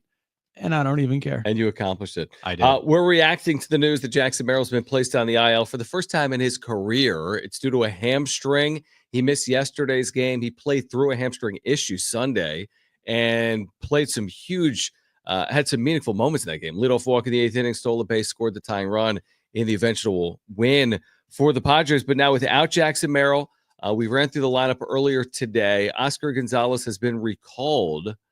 Hopefully they don't skip a beat, is what I would say, over the next 9 days. I think it's realistic when you look at what they have here. A's, Rockies, the team after the Rockies you keep telling me about that I don't remember. The Cubbies. Cubs, who they maybe owe a series to after the Cubs took 2 out of 3 in Chicago. I think they'll be fine, is my guess. I think they'll be fine. The good news is you still got Fernando Tatis Jr. out there. Yes. Still got Manny Machado out there. Jackson Merrill is out in the IL, but you also have Jake Cronenworth, who, by the way, if you look at his OPS this year, he has an OPS over 900 so far. Did you see that? Who had an OPS over 900? I'm looking at something recruiting related. Jake Cronenworth. That's great. I know. I hope he does that all year. I would love that. Yeah. And oh, by the way, remember what's his name? Luis Ariz, the 3-time batting champion. Yeah. His demise was not met, because you know what? Dude's hitting now. Yep. He's raised his average to almost 300. I think he's like hitting 270 something right now. By the way, I did the deep dive. He's 12 for his last 27. Is that good? Yeah. I don't know what it is, but it's good. Very good. Over 400. And he's hitting the ball, which we all predicted what he would. But there are parts in the lineup which are like scary, you know, when Jason Hayward's out there, Yuli Gurriel, one of the catchers, Brandon Lockridge. Like, yeah, they still have definite holes in their lineup, but they still are, definitely capable of winning ball games even without Jackson Merrill. Of course. And they proved that yesterday. And I think hopefully they still win this series, and hopefully against listen, A's, Rockies, I don't care who is in your lineup. You have to win those series. How many times did we talk about that in 2023 when they were disappointing against bad teams? Like, good teams need to beat bad teams. And if you're without a player or two, you still have to overcome that. That's just the facts. And this is a take advantage of opportunity. A's, Rockies, back-to-back. Even without Jackson Merrill, you need to win those series. That pays off in the long run if you're able to do it. I'm not going to use Merrill as an excuse if the Padres lose a series to the A's. No. And I'm not going to use Merrill as an excuse if they lose a home series to the Colorado Rockies. I'm mostly bummed because I love watching Jackson Merrill play. That too. Like, I love watching Jackson Merrill play baseball. Mm-hmm. To start this season, for me, it's like I see Merrill out there and I see him in the lineup, and every time he's at the plate, I'm like, I got to watch his at-bats. Right.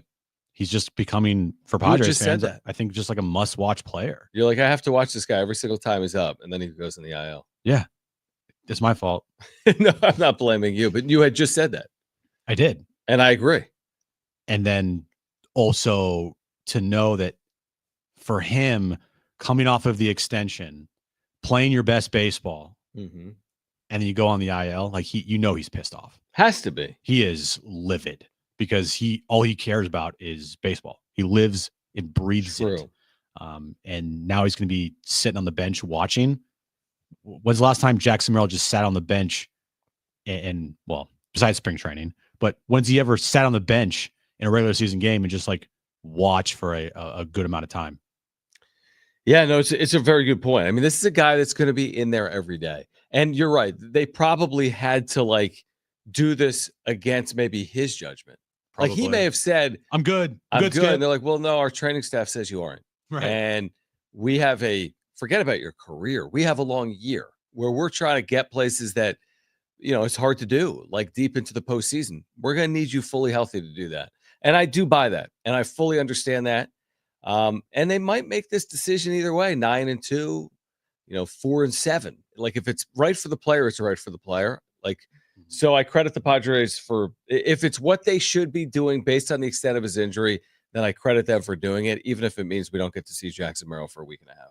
And what's also good about this 9-2 start, other than the fact they have the best record in baseball and they're in first place in their division. Other than that, very early. Other than that, they have, give themselves some wiggle room here if guys do go down by getting off to a fast start.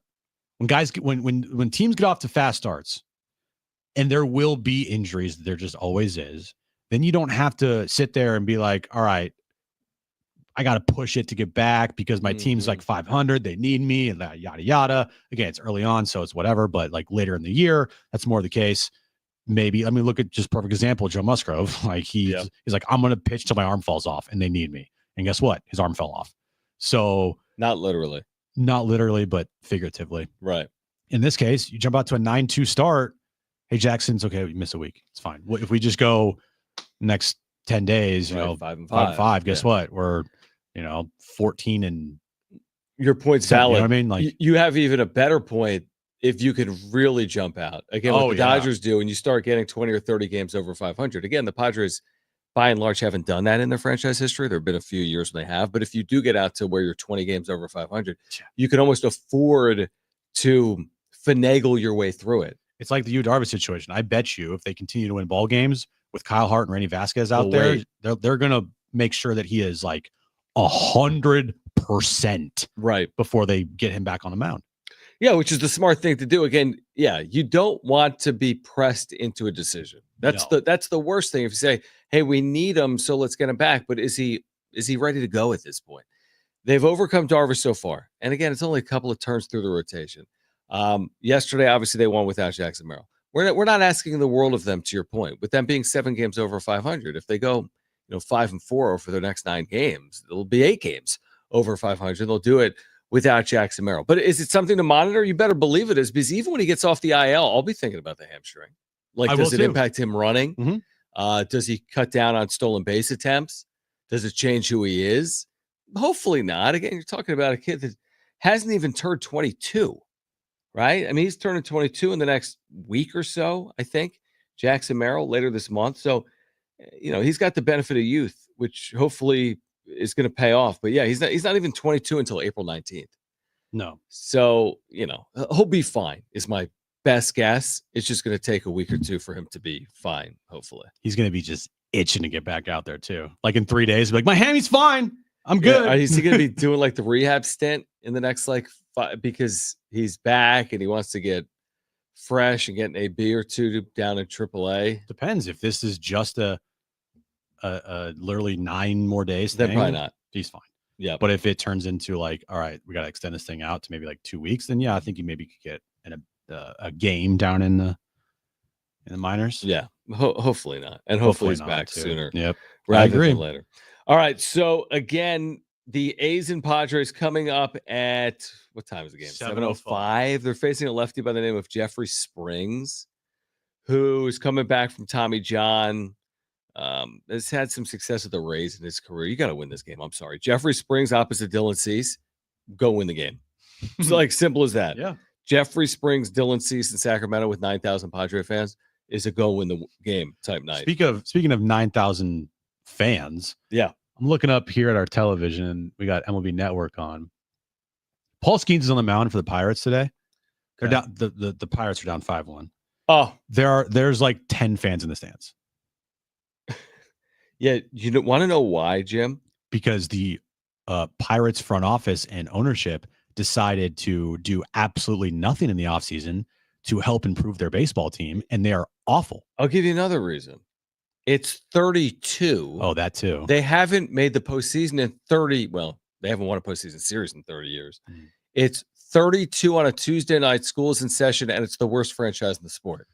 Paul Skeens ain't bringing 40,000 out on that night. I was told that Paul Skeens is a generational talent. He might be, but he's a guy that you have to watch every time he pitches. They didn't do the Skeens cold bobblehead giveaway or whatever tonight. But look around baseball, dude, everywhere. I'm watching like the Nationals Dodgers isn't sold out. It's also freezing. There's nobody there. Look at Coors Field. There's nobody there.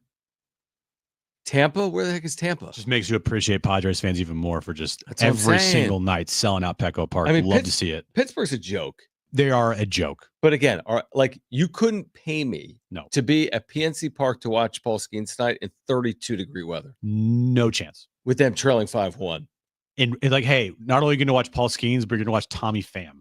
Like, give me a I'm break. good. I'm totally good. The night game when it's 30 out. Yeah. Not only will I not go to that game, I ain't even turn it on the television. Exactly. All right, Jim's back page on the other side. Stay with us. Sandy.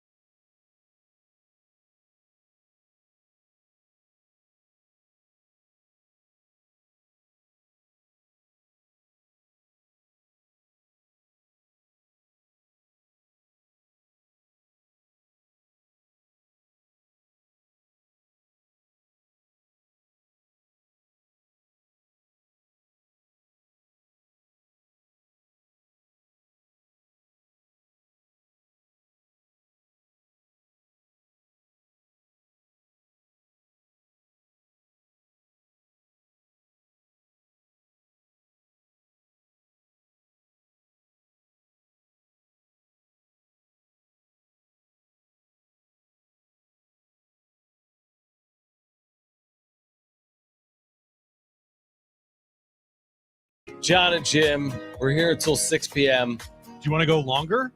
Well, we will. Tonight, wrap-up show, YouTube. Join us following Padres A's game 2 of that series coming up tonight at 7 p.m. You know, I sent you something for the back page today. I don't know what it is. It was on like Facebook Messenger. I sent it to you because it's on Facebook. You sent me a message on Facebook? For the first time in my life, I think the answer is yes. Okay. Pretty sure I did. Okay. But I don't see it. Okay. Whatever it was something regarding the back page. Okay. But I forget what it was. It was like 12 hours ago. So anyway. You've been saying a lot of things today. You're like, I have this thing to tell you, but I really don't know what it is, but it's great. I just got a lot on my mind right now. Merrill going on the IL. Okay. Transfer portal's open. All right, let's get to it. It's time for Jim's Back Page. I got to blame the fans and the media. And after that, it's the lineman's fault, it's the coach's fault, the owner's fault, the turf, referees. Today's stories that you might have missed. All right, shout out to James in our chat for sending me this on Instagram. Belmont Park, John. Mm-hmm. You know Belmont Park. Belmont Park, I do. Yeah, Belmont Park. And you also know the Giant Dipper roller coaster, correct? Of course. Well, Belmont Park's Giant Dipper roller coaster is getting a thrilling upgrade for its 100th anniversary. Okay. What's the upgrade? The Belmont Park iconic beachfront amusement park is celebrating its 100th anniversary with a historic and heart-pounding addition to its most famous attraction, the Giant Dipper. The first time in its century-long history, the beloved wooden roller coaster will feature a dramatic 120-foot drop and 2 gravity-defying loops, symbolizing 100 years and making it the first classic wooden coaster in the world to incorporate these extreme elements. Now, look. Wait, the Belmont Park wooden coaster is going to have loops? Correct. Wait, is there any... I wasn't fully listening because I was so shocked. Is there any wooden coaster that has... No, you just said that. I just said that. This is like that. How do we not start the show with this? Because this is a back page story. No, it's much bigger than that. Have you ever? I've ridden this. You've ridden this before when they hired Jace Tingler that day. We were doing a show from Belmont Park, and you rode with Ornberger. Wow. I wouldn't do it with loops. How does a wooden roller coaster go upside down? The president and general manager of Belmont Park said this is a game changer. Oh, not the president of the United States. Okay. No, I saw like the president chimed in on it. This is a big deal. All right, Coco should talk about this. Wow. The Giant Dipper is a landmark. We wanted to honor its legacy while giving our guests something they never expected. We've worked closely with top engineers to ensure that adding these inversions stays true to the coaster's wooden framework while delivering an adrenaline rush like no other. Come on, man. No. That's incredible. Probably, where'd you see those renderings? Literally Belmont Park's Instagram page. Oh, you were just on it. Am I wrong? I don't know. I don't like wood coasters. They sway in the wind. They move. Yeah. There was Belmont Park SD on Instagram. Yeah, I see it. Six Flags outside of Chicago, Great America. They have one called the American Eagle or something like that. There's like one of the oldest ones, but the wood was so old that when you'd be on top, the whole coaster would kind of sway back and forth. And it's like, yeah, no. Yeah. Give me one that's made of metal. Yeah. I want the one that's literally the safest. That would be metal. Okay. So Shake Shack. I love Shake Shack, by the way. Yeah, they're good. I think they're really good. Okay. There's a craze going around, which is Dubai chocolate pistachio. Oh, that's still going around. All right. And Shake Shack is bringing the taste of global indulgence to the U.S. with the debut of its Dubai chocolate pistachio shake, a luxurious limited edition treat inspired by the viral Dubai chocolate bar. The over-the-top shake features a rich pistachio frozen custard base blended with curry toasted how do you say this? Let me see. Katifi? Kataifi? No idea. Shredded phyllo dough used in many Middle Eastern phyllo dough or is it phyllo dough? I thought it was phyllo. How do you spell it? Phyllo. Philo dough? Philo dough? What'd you say? Philo dough? Philo dough. I said philo dough. I think you might be right. I said philo dough. I'm right. The shake is encased in a crackable dark chocolate shell and finished with a generous topping of chopped pistachios and more katifi. This segment's got to go. Added crunch. You're right. It's Katifi. Katifi. Okay, good. I looked it up. Dude, segment's back. Segment's back. And finally, in honor of National Fork Day on April 8th, John, which is today, Chipotle is releasing the, quote, Extra Fork Collection, a sleek display box featuring 53 of its signature black forks and 2 free entree cards, available for $30 exclusively on ChipotleGoods.com. What are you laughing at, me or you? Both. What? The collection is a tribute to Chipotle superfans who have long claimed the brand's black fork makes their meals taste better. With its minimalist design and collectible packaging, the drop celebrates the everyday tool that's become a cult favorite. How does the fork become a cult favorite? Literally, it's like no sense. It doesn't make any sense to me. That makes no sense. Well, if you want to buy forks for $30, there you go. I swear I sent you something that's 6. Oh, here we go. What is it, John? America's best beer bar is in a San Diego strip mall near a nail salon. All right. Now you might be asking, which one is that? Yeah, I'm going to need a little bit more on that story there, John. Hopefully I have See, it ain't so easy. Well, that's because if I did this segment, dude, I would write this stuff down. I have it all saved, and it's ready to go in my phone. Read more below. Well, trust me. I think it's O'Brien's, which we've broadcasted from before. Really? Yeah. Yes. Well, I wasn't a part of the show. Those are the Loose Cannons. Oh. Missed that show. I can't. What? You missed that show or you missed the Loose Cannons? All of it. Get Steve on. No, he's on with Fletch. I know. Well, whatever. Oh, here we go. Okay. Real quick. This is a train wreck. America's best beer bar is in a San Diego strip mall near a nail salon. And it is O'Brien's Pub. And it's been named Best Beer Bar back-to-back years in America. 2 straight years. That's an amazing accomplishment. It's in Kearny Mesa. Get there. Okay. Better than your philo dough and your... I said it right, and you told me I said it wrong. I don't know. Philo dough. I don't know. Show over. Please just end it now. Be over. All right. The story of the day was Jackson Merrill. He has been placed on the IL. This is retroactive to yesterday. He missed yesterday's game in Sacramento. Padres still won that game. Now they'll have to be without him for at least the next 9 days. So due to a hamstring injury, Jackson Merrill has been placed on the IL. Oscar Gonzalez from AAA has been recalled. He hit 3 home runs down in El Paso to start the year. So we'll see tonight as the Padres look to get off to a 10-2 start.